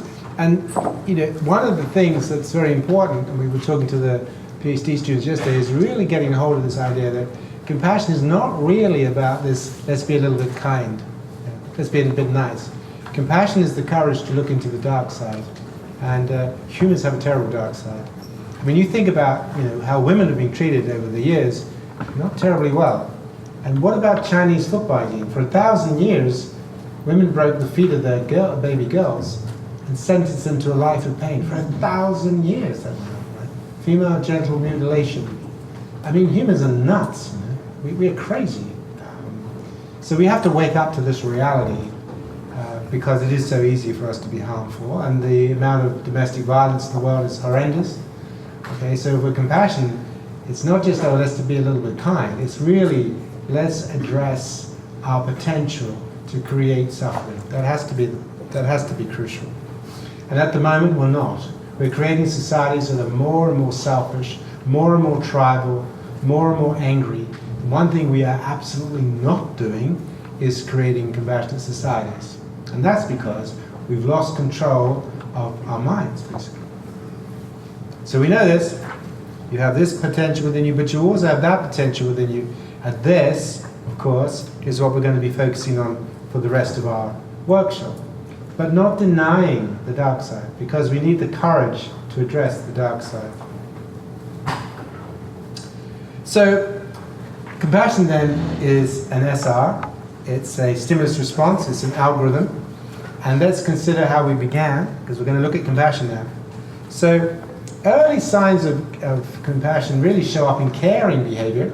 So here's the crocodile hearing the distress, the sounds of the baby crocodile breaking from the egg, and she'll pick it up in its mouth and carry it to the water, because that's the most dangerous time for crocodiles, because that's when they can be eaten. After that, she doesn't do anything.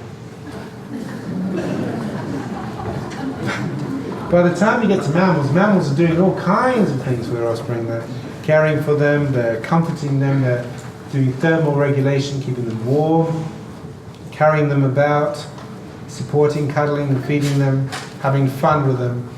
So if you think of the basic algorithm of caring that's in mammalian, that's been all the way through for the last so many million years, hundreds of million years actually, it is the mother is sensitive to the suffering and distress and needs of her infant, and will try and act to alleviate and prevent suffering, to fulfill needs and prevent suffering. That's pretty clear, very old, ancient. So nothing special about that. Well, it's very special actually, but so this is, we call this the archetypal nature of compassion, is rooted in maternal caring. And what happens in evolution is the evolution takes a design that works and it improves on it or develops it or grows it. So there we are, some of the features of caring behavior: paying attention, feeding, providing, protecting, temperature regulation, comforting. Now, it turns out that actually compassion may have all those qualities too. And we're going to see that in a moment. So compassion is really a human development of this amazing mammalian caring system. And it's automatic. I'm going to show you a picture. And just look at this picture and just see what happens in your body as you look at it.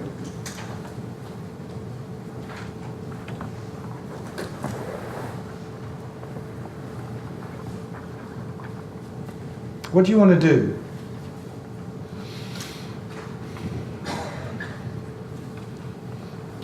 So, you know, this is quite far away, you're not be able to see that, but that's a picture of a child clearly very, very distressed.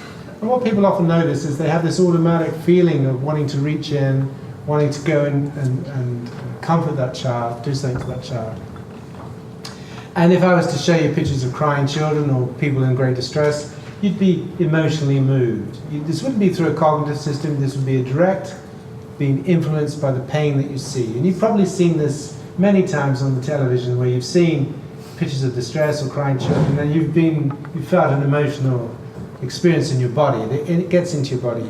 And then here's a picture of maybe people who've been separated for a while, maybe there's been a tragedy and they're waiting to hear if their loved ones are okay. We see that. We can feel that. We can feel that intensity, can't we? Of return, of coming back to one's loved ones when there's been fear and so forth. It's not cognitive systems. We feel it in our body. We feel that sense. Okay? And this is important because if that weren't the case, why would you go to the movies? The reason you go to the movies is because the movies, the films, are moving you emotionally. You're not cognitively processing these things in complex ways. You're being moved. And they use stimuli to add to it. Do you remember the famous film?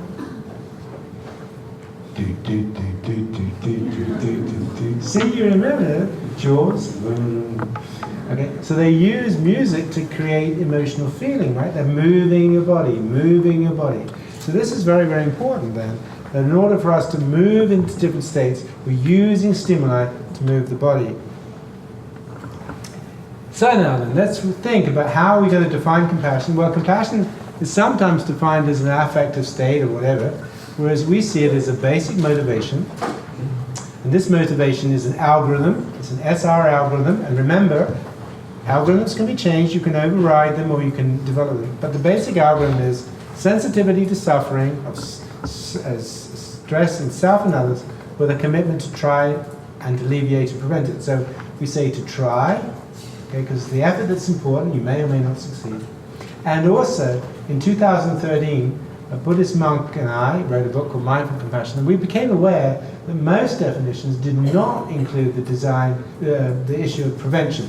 So in our definition, we always add prevention. Most definitions don't, but we do, because we're so much better. So not that I'm competitive, but I can't really, just do it. So the two psychologists. Now this gives rise to what is the SR? What is the stimulus response? So the stimulus is the activation. That is to approach and understand and how to engage with stress and looking into the causes of it. Now that is courageous. Okay, this is called courage.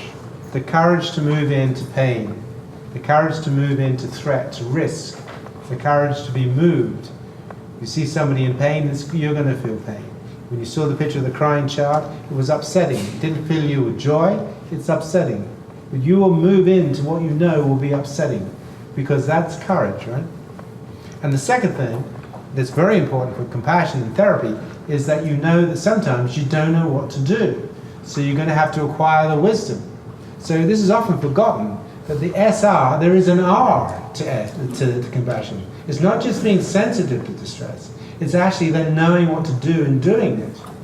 And the Dalai Lama says as often, just being sensitive to distress isn't enough. There's a wonderful comedy scene. I can't remember who did it. It was wonderful. And it's about this guy who's sitting in the first class cabin. And as he's sitting in the first class cabin, he's thinking to himself, I'm so lucky to be sitting here. And this is great here. People waiting on me, those poor people in the back there, they don't get this. This is great, this is fantastic, this is wonderful. I must be a really compassionate person because I realize those poor bastards in the back, they're really suffering. Can you bring me some more wine? Is that okay? It's just brilliant. So this wisdom to acquire, the preparedness to work to acquire wisdom, that's part of it. That's why you as therapists, you're here because you want to acquire wisdom. That's part of it. The idea of being a therapist but you're not prepared to work out what to do, that's no good. If I see somebody fall into the lake and I think, I must save them, that's compassionate intention, that's the stimulus function, it's the activation function. But as I jump in, I realize I can't swim. So I just sink like a stone. So somebody has to save me and the other poor person dies. Not very helpful, is it really?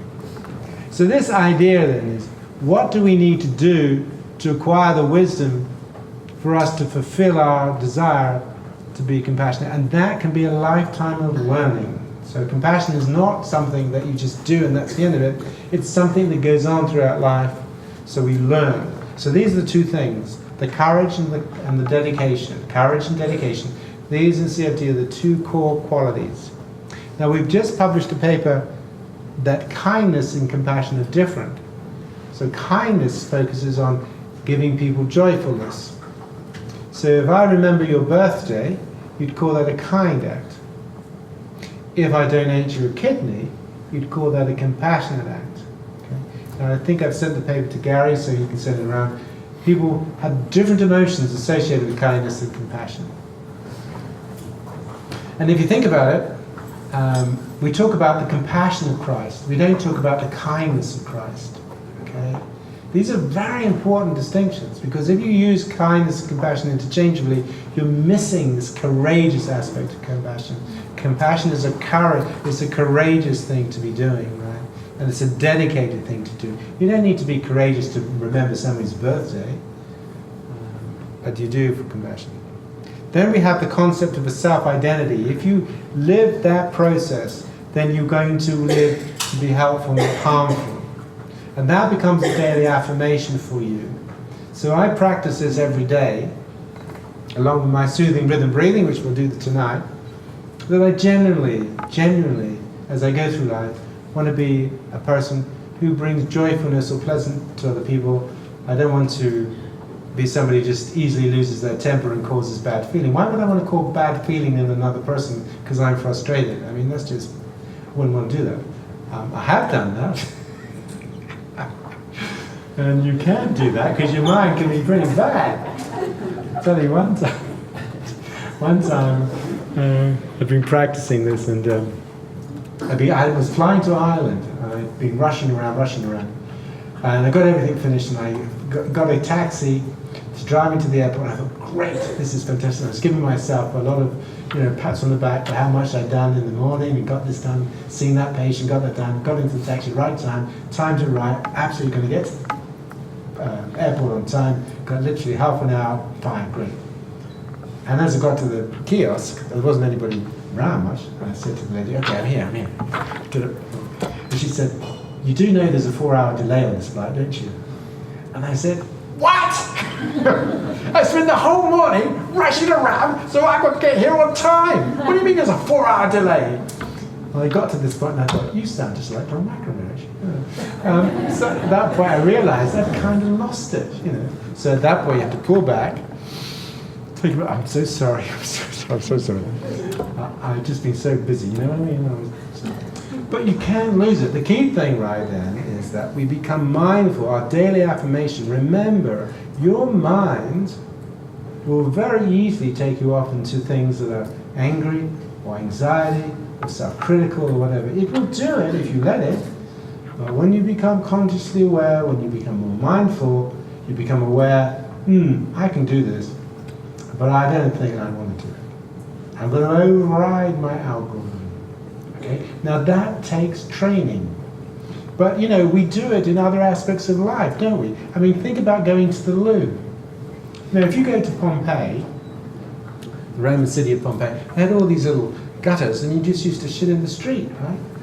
We don't do that now. We actually learn how to be hygienic with these aspects of our body because we know they carry diseases, right? But our minds can contaminate other minds. My anger will create cortisol in the mind of another person. Do I want to do that? Not really. And it's only because I don't know how to drive it, right? So I don't want to tell you that I'm this wonderful, kind person, calm person, because I'm not, because my wife calls me a grumpy old bastard. But the point is, if you have this affirmation, if you practice it, you'll find it will helpful. And it's the same for yourself. In other words, how you treat your own mind, the stuff that's going on in your own mind. And the third component is, how do you create the conditions in your body and your brain in order to be compassionate? Because you might want to be fit, and this, that, and the other, but if you don't exercise, it ain't going to happen, is it? You might want to be a wonderful piano player, but if you don't practice, you're not going to be so good. So the other point that's very important, and a lot of the research now by Richie Davidson and all the other great researchers going on in this country on mindfulness, and the more you practice, the more you change your brain. You will change your brain with practice. Practice compassion and mindfulness, your brain will change. So here we go. This is how it works.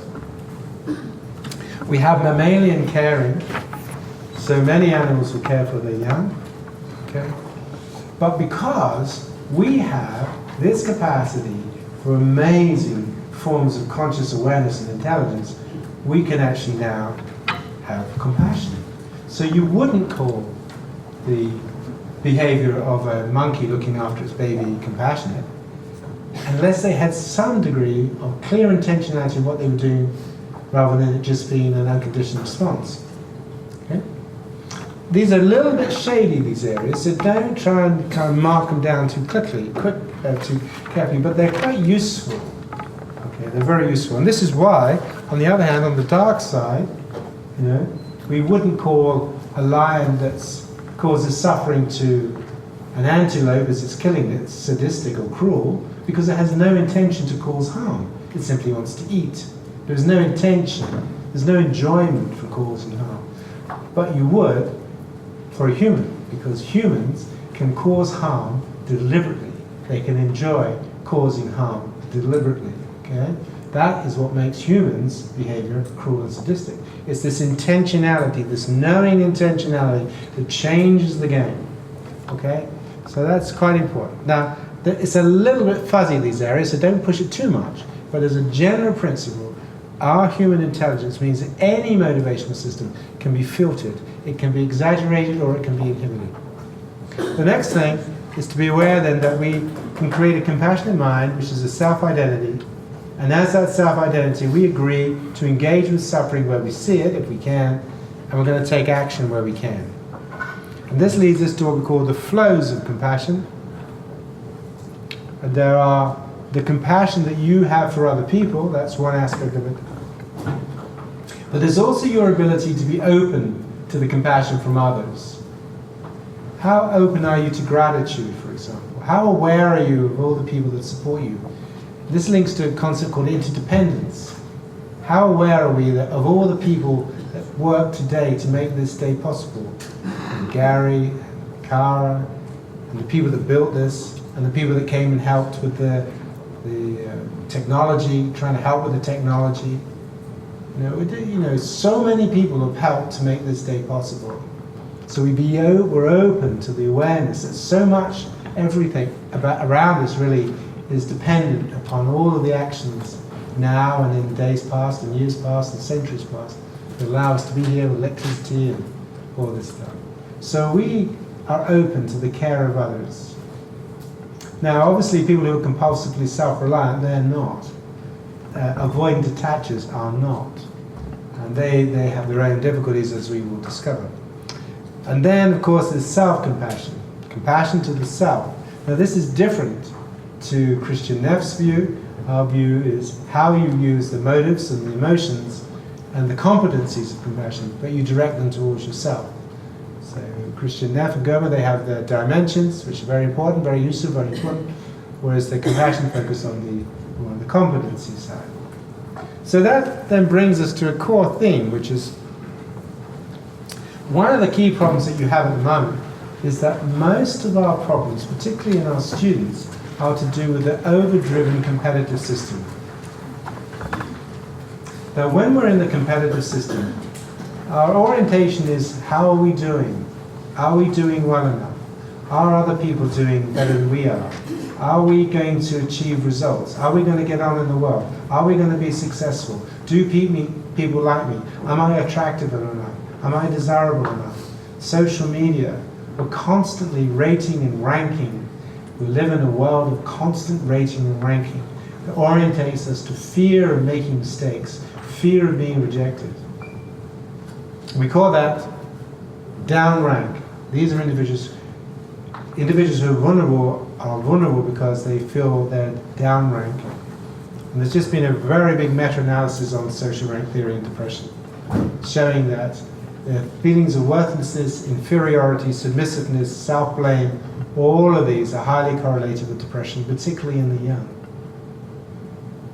Now, if you take the up-rank strategies, however, and there's an increasing rate of these as well, these individuals go the other way. Instead of feeling persecuted by being low rank, they choose to go up rank. And then these individuals, they feel superior, they feel entitled, they become aggressive with others, they blame others.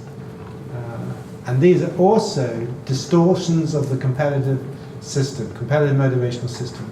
And they see everything, all relations, through this lens of social competition. Are you with me or are you against me? Are you supporting me or are you not? Okay, now I'm sure you all can think of people who are like that. Mentioning no names. I don't mention names here, you know. Okay, so the competitive mentality is a massive problem in the Western world.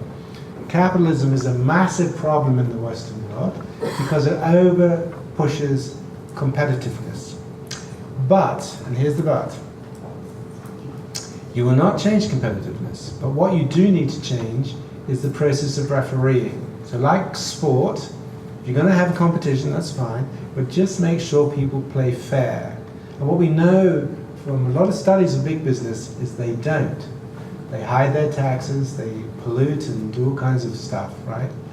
So how do we have a competitive society, because you will have competition, but in such a way that A, it's fair, you don't have cheating going on, left, right, and center. The banks created the disaster in 2008 because they were just cheating. I mean, they knew it was going to be a problem. So how do you have fair competition, refereed competition, regulated competition? But how do you orientate people not to think of themselves as simple objects of competition? That's all I am. If I don't succeed, if I don't achieve, if I don't do, if I don't have this, if I don't manage that, then I'm worthless. Because that's what's happening at the moment. So what you're wanting to do then is to shift people over, and those measures at the bottom, these are measures, social comparison, shame, striving, these are measures that we use in our studies. What you're wanting to do is to shift people to a completely different way of being in the world. Competing, yes, that's okay, you're going to need to do that a little bit, but also to be orientated to live in the world from a caring mentality, where you become sensitive to stress, you become aware that the way you drive yourself as a competitive object is harmful to you, it damages you to think in this way. Your types of self-criticism are harmful to you. And I'm going to show you some videos tomorrow of people criticizing themselves, quite viciously actually. So then the motivation is to be able to tolerate one's distress, work with one's distress, and to become an agent of helpfulness rather than not. And again, the Dalai Lama says, you know, it's all really about motivation. So now then we've got our model, we put that together, we can now think about how it works. So we can see that compassion is a motivation. The desire and intention to be helpful, not harmful, we've got that, we clear that, we know where it's come from. It's a little bit of evolution of caring plus our new brain, brilliant stuff, right? So in terms of the emotions, in terms of the competencies then, we can use the competencies of empathy and being able to reason, use our memory, stress tolerance. In terms of emotions, they would be dependent upon context. And in terms of the behavior, they would be dependent on context. So it could be anger, it could be anxiety. For example, what is the emotions of somebody like this? So if you're a firefighter, okay, the chances are you're going to be quite anxious. And you're going to have to tolerate your anxiety. You're going to have to develop the courage to go into that burning house to save that child. Okay? So anybody who says, you know, compassion is about soothing and having a calm mind, and we walk around with our hands in front of our chest. That's one aspect, maybe. But it's really the courage to engage in order to be helpful. Right? That's a highly compassionate act.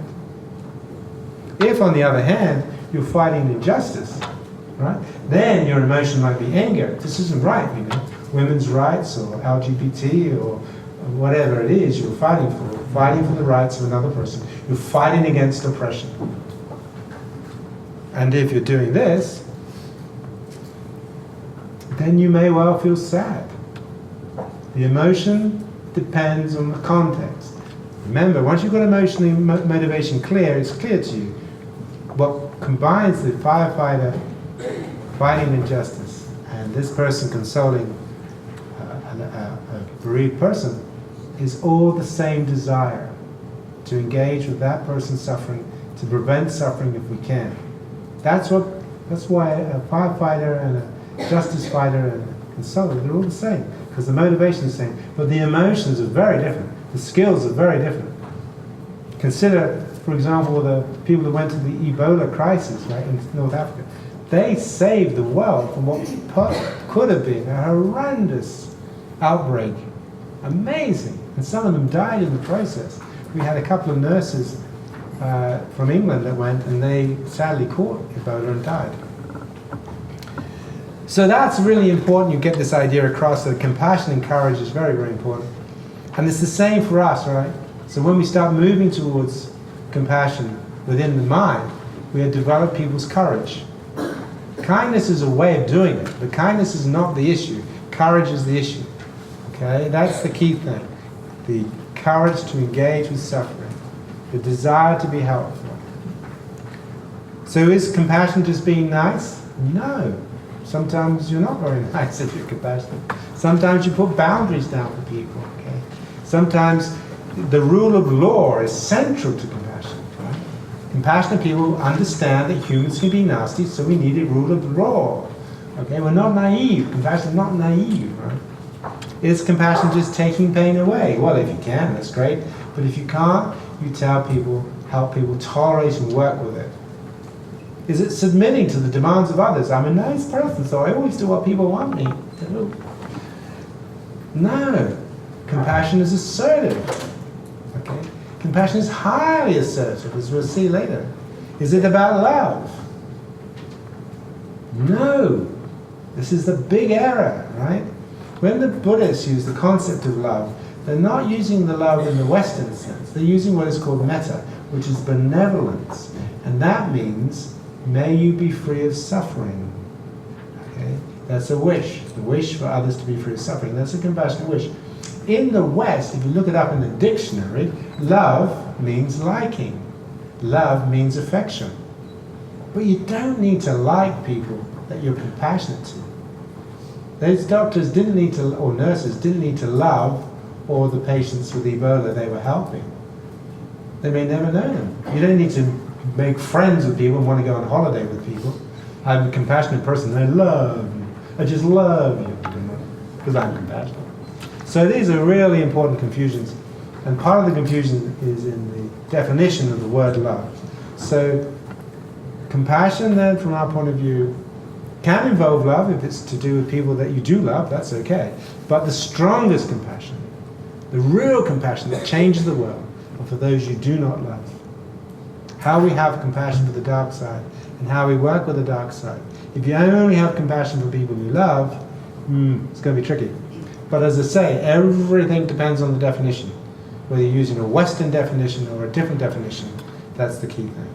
So really, it's about creating the conditions for building the courage and the wisdom, dedication, to face that what we need to face and aspire to be at our best, okay? So those are some definitions that are kind of useful. And we use this idea about communal versus agency, and I notice Christian and Chris Gomer are now talking about yin and yang, but basically it's the same thing. There are ways in which we use a soothing aspect, and a containing aspect for compassion, but there's also what we call agency. These are old concepts, they've been around a long time, which is where we're assertive, we take action. Okay? Another way of thinking about compassion is as a dimension. Okay? Rather than a thing in itself, it's a dimension. It's a dimension between compassion, which is sensitivity to suffering and self and others, and callousness, which is insensitivity.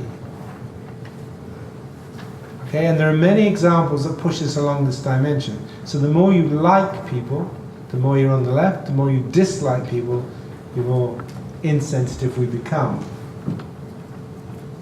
So for example, we might be very sensitive to Nelson Mandela, but not very sensitive to somebody like Hitler, for example. Because we don't like them, do we? And again, in some of our roles, we can be very compassionate, but sometimes very callous, be insensitive. Some of the discussions around prostitution, insensitivity, narcissism, insensitivity. Okay? In the UK, we had a policy called austerity. The United Nations have pointed out that the austerity measures under the Conservative Party created terrible hardships for many of the worst off parts of our society. They were very critical. And Unfortunately, Cameron and the others simply dismissed it. Completely insensitive. Okay, they're nice people. I mean, they're, you know, friendly sort of people. They weren't unpleasant people, but they just did not have an ability to be aware of the harm they caused. And when they were confronted with the harm they caused, they simply went into denial. There was a brilliant piece written in The Guardian by Will Hutton, if you're interested, on Saturday or Sunday. You can get it. It's in the Guardian newspaper by Will Hutton, about all of these issues. This insensitivity. And I'm afraid that we're living in a world where many leaders are teaching us to be insensitive, be it immigrants or whoever it is. We become insensitive to the suffering of those who seem to be different to us. And it's up to us, really, whether we go along with that, whether we allow ourselves to be inspired by the dark side, or we inspired to be pursuing what we believe to be compassionate values. So, one of the things then to think about is that when we bring compassion, we can bring compassion because compassion will help us when we're dealing with people's vulnerabilities. We know that poverty and deprivation are vulnerability factors. We know that families that struggle and are not able to provide loving context for their children create enormous vulnerabilities. We know that. So compassion requires us to address those things, how to address those things. We can look at compassion in terms of how we address the triggers on the onset, the way we express distress, how we recover, how we maintain our abilities to cope well in the world. So just got to remind myself when lunch is, because that would be very uncompassionate. So we've got 15 minutes.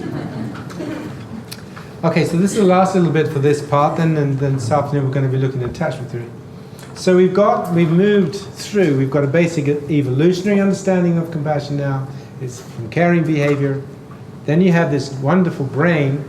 This fantastic brain comes with a deep, deep responsibility, because you can use this brain to do incredible harm.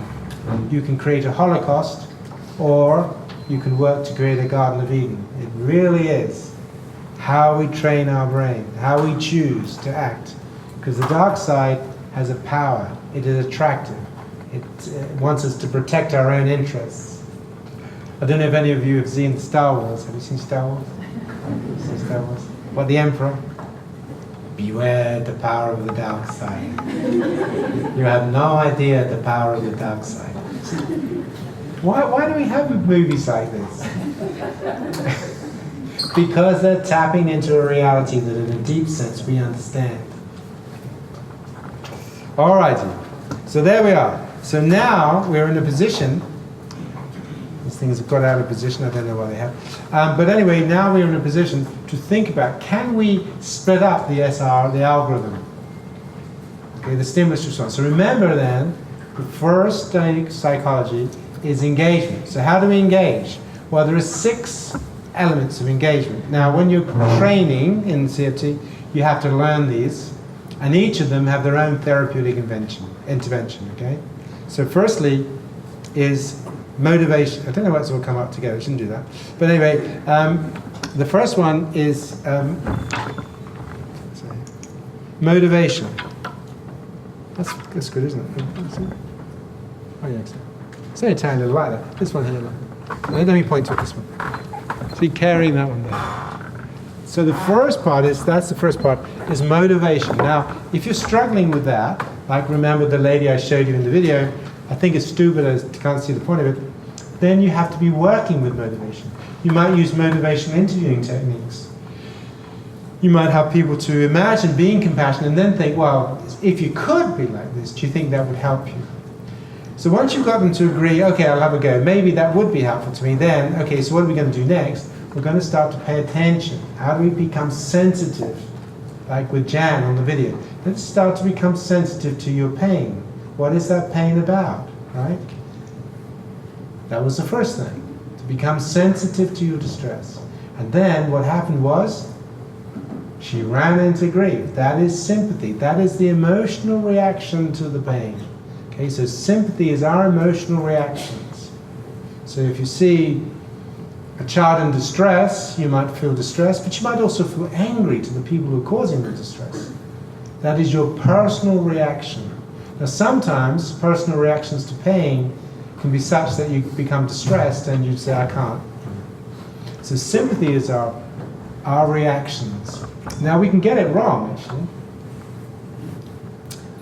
For example, a person comes into the therapy and says to the therapy, oh, I've had a terrible week, a really awful week. Oh God, I had to bury my father this week. And the therapist says, oh, I'm so sorry, that's such a terrible stress for you. That must be so painful. And the patient looks at the therapist and says, what are you talking about? I hated the bastard. It's just that I had to arrange everything, you know. Typical him, left it all for me to do. Completely mismatched. So sometimes we can have sympathetic reactions which are projections and they're not. Now, if you have a sympathetic reaction, in the case of Jan, okay, she becomes motivated to caring, she starts paying attention to her suffering, the nature of the depression, then she becomes aware that underneath this depression is this enormous sadness of the mother she wanted.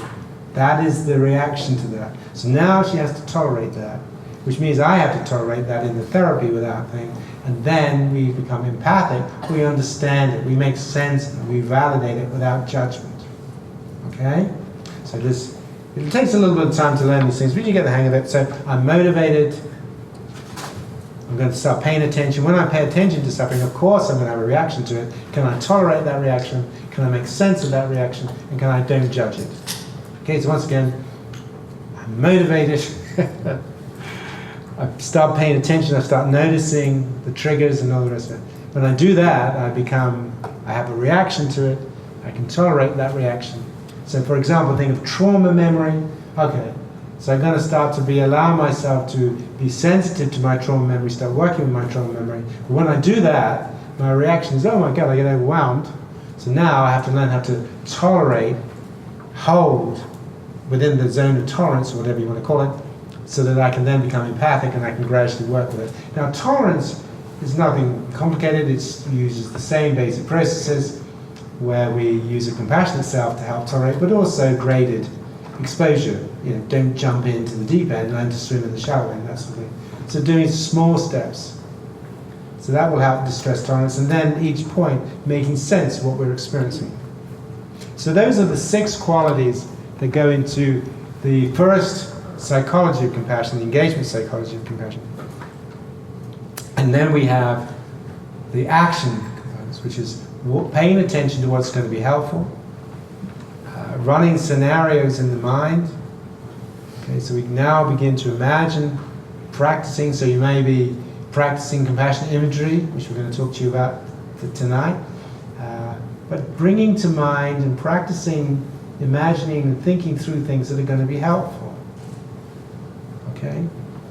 How to reason, and that we use a lot of CBT stuff. There's some wonderful CBT things about what's helpful reasoning and behaving in helpful ways, doing things that are going to be helpful, practicing. We're going to be looking at these. Using the feeling, tolerating the feeling that's appropriate. So if I'm a firefighter, then I have to be able to tolerate my anxiety as I'm going into the burning house. If I'm fighting injustice, I have to be able to tolerate my anger so I don't become destructive. If I'm working with something that's very, very sad, I need to be able to tolerate my sadness. Because what you don't want as a therapist, in the middle of hearing a sad story, to start to tear up and say, oh, I'm so sorry, I'm just too sad, I can't cope, I've got to get a cup of tea. You just sit down. Okay. So what this does then, is then we derive this model, which is a little bit tricky to explain quickly, of the nature of the 3 qualities of a compassionate mind, which are wisdom, strength, and commitment. So the wisdom is that, firstly, we all just find ourselves here. Nobody chose to be here, as far as some of you may have different beliefs, that's fine. Who knows, I don't know. But the wisdom is that we are here, and the wisdom is that we do have brains like this, however they got to be there, whether they were designed or not. This is the way they are, this is what science tells us. And the wisdom is, if we don't learn how to work this brain, which can be very, very tricky, it has a dark side to it, we can get into trouble. But if we do learn to work it, if we do learn to use our consciousness wisely, there are some amazing gifts available to us. But it's courageous and it's dedicated. It's not easy. You can't pick it off the shelf. Okay? So we learn that. That's our wisdom. Secondly, is that we develop the strength to do it. What do we need? What does our body need? Okay? I want to climb the mountain. Okay, so I need to train now for the next 6 months at altitude. I need a body that can do it. How do I develop my inner strength to do it? And then the third thing is commitment. Having the commitment to do this. I'm going to do this. Right? So I'm going to climb the mountain, but there's no point in me waking up each morning thinking, oh God, it's too cold outside, I can't be bothered to do that, I'll just go back to sleep. I can do that, but then I'll never have what I need to climb the mountain. And this is the thing, isn't it? How do we train in compassion? Because time and again we think, well, it's a bit too much effort really. It's too cold, I don't want to get out of bed and do any meditation, for goodness sakes. Okay. So these are all basic principles. So there we are. Just to say again then, so we have the qualities of compassion, the 6 qualities of compassion, of engagement. How do we engage? We engage by being motivated, paying attention, acknowledging our response when we pay attention, tolerating that, making sense of it, not judging it, and then when we move to action, we know what to do, and so on. So this is very important. Now imagine you go to a hospital with a broken arm. You have a broken arm? And you have a doctor who has the first psychology, and they're very motivated, and they're very sensitive to your distress, and you can see that there you are, your elbows sticking through, your bones sticking through. They're very moved by your pain, and they understand why you're screaming, and they're not blaming you for it, and they're very gentle with you because they're compassionate. You know? I can see your pain, you know. Yeah, gosh, that looks awful. That's terrible. Oh. There are therapists that are like this. Oh, no.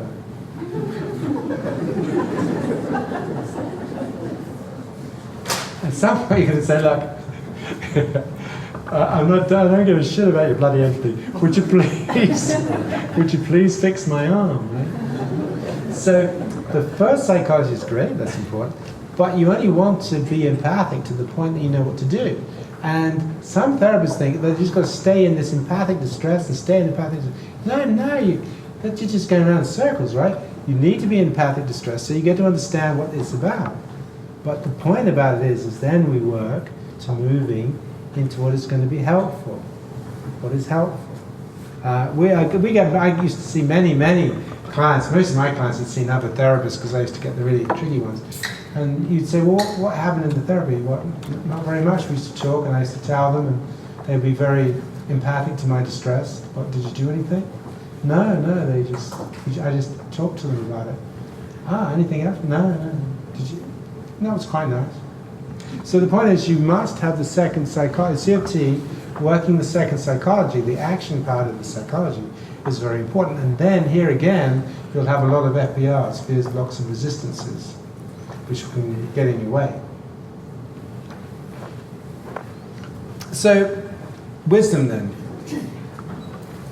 Psychoeducation, insight, evolved mind, all of that stuff, the body, the strength, stability, all of that stuff. Courage and commitment. Those are the 3 qualities, and you can kind of pull them out of the 12 competencies. So the next thing then is this recognition about the nature of wisdom. And the nature of wisdom then is part of your compassionate mind. When we do the training tonight, we will be focusing on the wisdom of your compassionate mind, because compassion is not stupid, right? It's not just some wonderful rushing in intention, wanting to be nice and helpful. It's a wise way of understanding the nature and causes of the problem and then alleviating them. Coming from a position of grounding and stability and training your mind. So all of those things are important, and those are the 3 things we're going to be focusing on.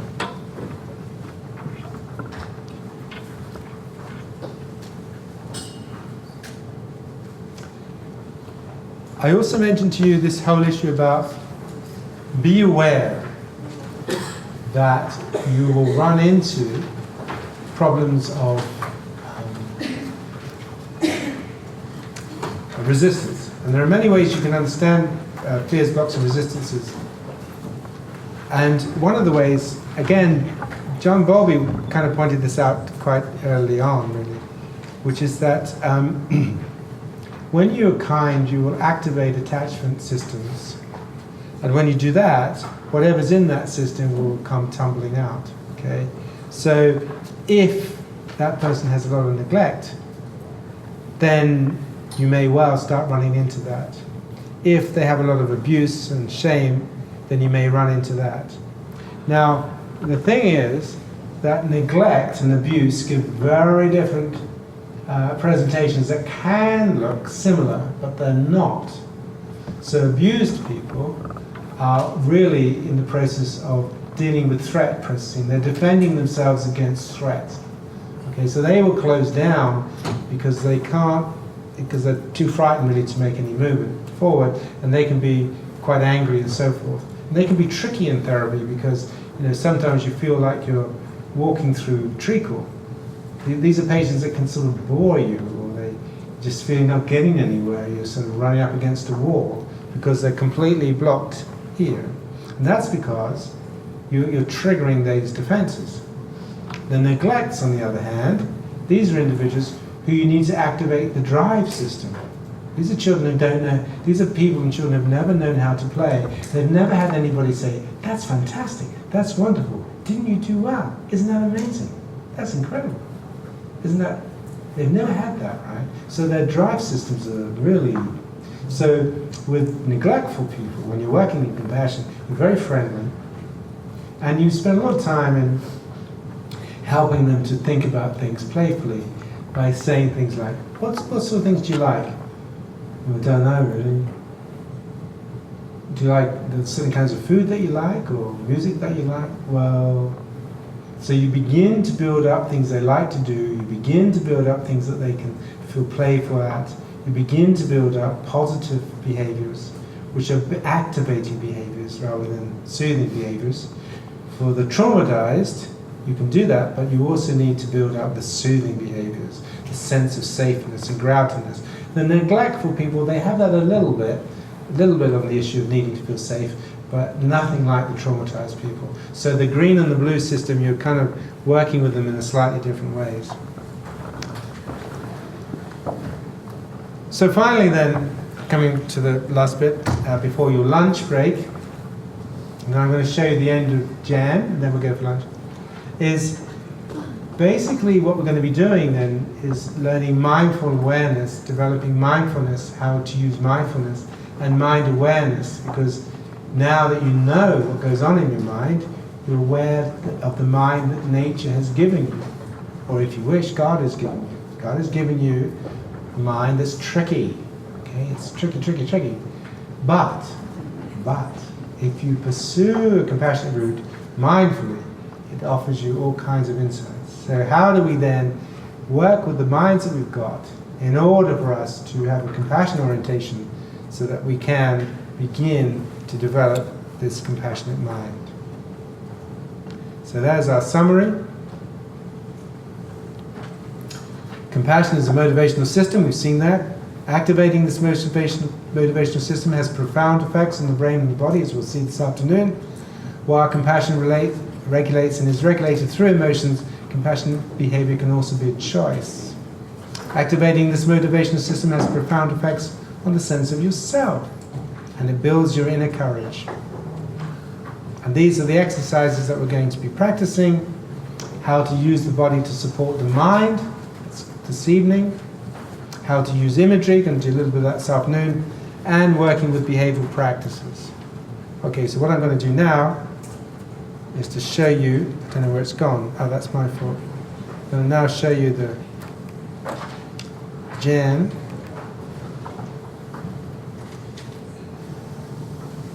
The last bit of jam.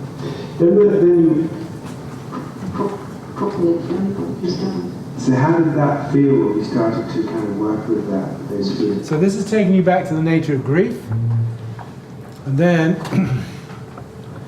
you'll see the way in which from grieving we move towards creating an inner compassionate self and an inner compassionate idea, and what she made of it, because a lot of the work that we've done is with clients who've textured the intervention. They've actually changed the intervention to suit themselves, which is quite fun. So here we go. It's very emotional. I think I was in tears every session, wasn't it?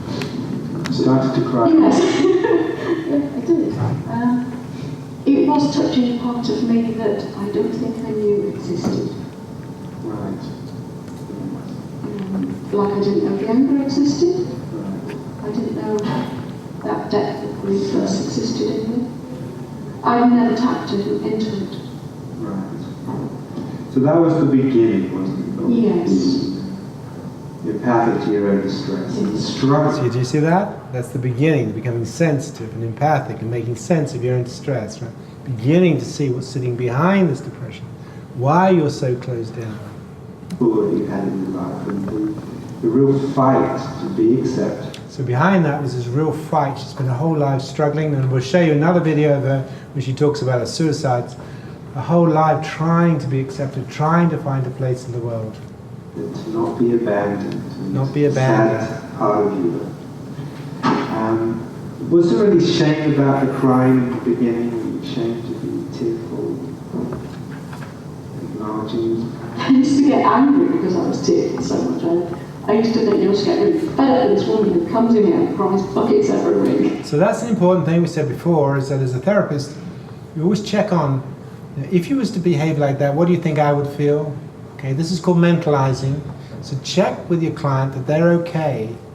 If if you did begin to grieve here and really allow yourself to feel that sadness, how would you think I would feel? Would you be okay with me being here with you on that? Would you worry about what I was thinking about? Check it out. No, I don't think I was. It wasn't shaming like the shame I've experienced. Yeah, it was that sort of shame. Crying again. And I used to come in and think, I'm not going to cry this week. And I did. No. So it's very interesting, isn't it? The intention is not to cry, and yet when she engages the process. The other thing I'd say to you is that when you hit this with these clients, be prepared to be quite moved yourself, right? So she would tell me about, because her adopted mother was quite harsh. She used to hit her with a hairbrush and send her to her room and things.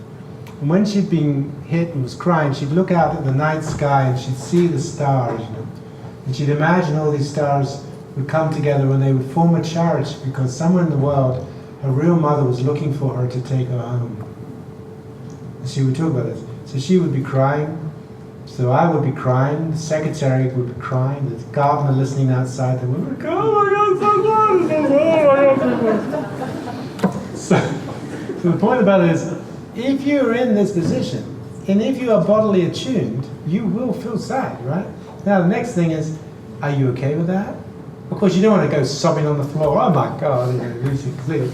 But just allowing yourself to be attuned to your client, right?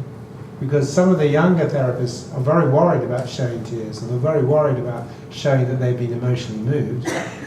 When you get older, you realize actually that's exactly what you need to be doing, is to allow your client to see that you're not a potato, that actually you do have feelings about their feelings. Because otherwise, if you don't have feelings about their feelings, you know what I mean? So this is very important, the ability to be attuned to the feelings that you're experiencing in the room. But, relatively regulated, without being crazy about it. So you didn't make me feel ashamed. Right, for the crying. You were handing me tissues for that. This went on for weeks. You didn't feel ashamed. So, do you think that was an important part of your recovery or healing process, to be in touch with that? Yes. I think the anger is the first thing, recognising the inner emotions. Yeah. Now, this is another thing that we'll be doing later, is that often what sits behind unprocessed grief is unprocessed rage. Okay? So all of you, well, not all of you, but some of you will be familiar that was Freud's view of depression, was that depression was basically rage turned inward. And Nietzsche had this comment. Friedrich Nietzsche said, "No one blames themselves without a secret wish for vengeance." And Freud, I don't know how much you know about this, but Freud took a lot of his ideas from Nietzsche, quite a few ideas from Nietzsche, and he certainly took that one. Okay, and I was very impressed with that, and it's actually quite interesting, and we'll see that tomorrow when we look at self-criticism. You've always got to look for the rage that's not expressed. So it's yet another emotion that I hadn't recognised. So you've got the anger on one side and the sadness on the other. And until I'd learned both of them, I couldn't get better. Couldn't. Okay, and I think that's... Now that's important. What she doesn't say, which is really important with these clients, is that when they discover these things, they are conflicting. Okay? Because if you're wanting to be loved, and you're wanting to be in touch with that deep yearning to feel connected, to feel wanted, to feel loved, the last thing you want to meet is your shadow. You don't want to have to engage your rage, because that's very unlovable, isn't it? A raging part of you. That's incredibly unlovable. So how are you going to do work with this deep feeling of wanting to be lovable, but on the other hand, you have this deep rage? So those two things can conflict in the therapy. So again, just be aware that your mind is full of conflicting processing, and sometimes you have to help people with one separate from the other. That captures key issues really in working with the affective components within the cognitive impression. So the next part then was to take some of your challenges. Okay, so this is now the next part, okay? We don't talk about challenges anymore, because that's old psychology. We talk about helpful thoughts. Challenging negative thinking. And then to imagine a compassionate part of you challenging you. Yes. How did you find that bit? So that's what we're going to do a little later this afternoon. Then shipping into your compassionate mind, and then thinking about this process from a compassionate point of view. I had to personify it, because I couldn't do any of them. And I came up because I've lived in a Buddhist commune for a while, and Buddhism is, if I'm going to be religious, it would be Buddhism for me. And it's a mixture of sort of pagan and Buddhism religion. The pagan is the Earth Mother, which is what I'd always set out to be back in the 60s, and we were Earth Mothers by the time. And but it's a combination of the two. Perhaps it's a gender thing, a bit of the male god and the female blending together within me to empathise. So then you would fantasize this essence. Yeah, I certainly couldn't picture it. So we'll see this afternoon when we see how we create images to operate like an attachment secure base or an internal attachment object. So just remember this discussion, because she then creates her own fantasy of what an inner compassionate image would be like. And she'd been in the Buddhist monasteries and things, and so she created this combination of an earth goddess and the Buddha. So the Buddha dressed as an earth goddess. But she didn't actually see it visually. It was creating this body-felt experience. That's the point she's making. I never really saw it. I just felt it. That's what you want. You want the feeling. Because people can have wonderful images, no feeling. It's like sex, isn't it? You have wonderful images, but nothing sort of happening down below. That's useless, really. It has to have the body. Okay, so I'm going to play that a little bit again, because it's very, very important. This distinction between what I see and what I feel. She doesn't actually see anything, but she feels it. It's, if I'm going to be religious, it would be Buddhism for me. And it's a mixture of sort of pagan and Buddhism religion. The pagan is the Earth Mother, which is what I'd always set out to be back in the 60s. And we were Earth Mothers by the time. And but it's a combination of the two. Perhaps it's a gender thing, a bit of the male god and the female blending together within me to empathise. So then you would fantasize this essence. Yeah, I certainly couldn't picture it. Can you picture a Buddha dressed as an earth goddess? No. No, but it was cross-dressing. No, it was. This was your inner compassionate figure. Yeah, but it was a feeling of warmth. Right. It came out as the essence of warmth. Right. And I can't give it another name than that. I've tried to think of something cleverer or more picturesque, if you like, and I can't come up with anything other than warmth. Comfort, perhaps. Warmth and comfort. Now you had to work quite hard to begin to develop that, because I remember in the early days when we were trying to help you develop a warm challenge, your challenges were often quite cold, almost critical. Yes. You know, pull yourself together. It's very Just difficult. sink into it, wouldn't I? I tried so hard, but I couldn't get there. You would try very hard. The logic was fine, but it was always, the affect of it was always, Yes. yeah. This is absolutistic, you know, this is black and white thinking, you don't need to think like that. That's right, yeah. Stop it. Okay. So getting some warmth into your challenge was great, but that took quite a while for you to begin to feel warmth. Yes. Feel things. I mean, that's fairly recent. It's fairly That is recent. very recent, Yes. and you're still working on it. I'm still working on it. Okay, so how is it going? I'll put it this way, I'm not going back. I don't think there's any way, after what I've learned over the last 7 years, that I can go back to the depressed person that I was. I now can recognise the triggers, or recognise when a trigger has been triggered, and do something about it. Say, okay, you're feeling angry, you're feeling critical, you said something stupid, you regret it, but I can deal with it. I can deal with it now. I said, okay, yeah, it was a stupid thing to say. It's going to be forgotten soon. The warmth comes in. Hey, it's just a one-off, you know. Everybody makes mistakes. Everybody does silly things. Nobody's going to condemn me for it. And I just condemned myself to depression. What an amazing insight, right? Self-criticism. You condemn yourself. Because people who really like themselves and so on, they're much less vulnerable. They're not invulnerable, but they're much less vulnerable to depression. We condemn ourselves into depression. Inner condemnation. I'm not going back to that. How many years I still got problems with? I still reach for the tranquilizers, But occasionally when you come, we work with you, and Just a couple of minutes and then we'll be you ready want for lunch. to touch with sadness, you can flip into sadness, right? Yes. So even the hypomania. yes. So again, under the hypomania actually was unprocessed sadness. But you know, I have to say this was over 20 years ago, and she's got 6 grandchildren now, and this was a person who we didn't think could stay alive. So she's a remarkable woman. And look at your thinking. Yes. And you just need more practice. I always spent most of the time working with depression, not the hypomania. Yes. So I need the same length of time to practice for that one. Yes. And you can self-medicate. I do feel like, yes. So this is important with these kind of clients that are very.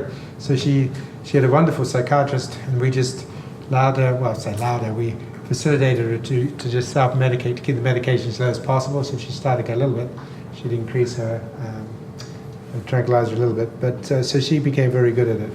So the full compassionate mind, you found that quite a, as I understand it, a major factor in being able to use the cognitive Yes. approach and develop receiving warmth, and you're still practicing that. I And it know. helps you become more accepting, and when things go wrong for you, it stops the condemning, and it gives you a different emotion, different feeling inside of you. Yes. I'm content. Content. I never thought I'd be able to say that, but I am content. And It's amazing. This is a life. She never in her whole life thought she would be able to say, I'm content with how my life is. That's the green system working more, and that is how she was. And so there we are. Ladies and gentlemen, thank you so much. It's time for your lunch, and we'll see you after lunch with some attachment theory.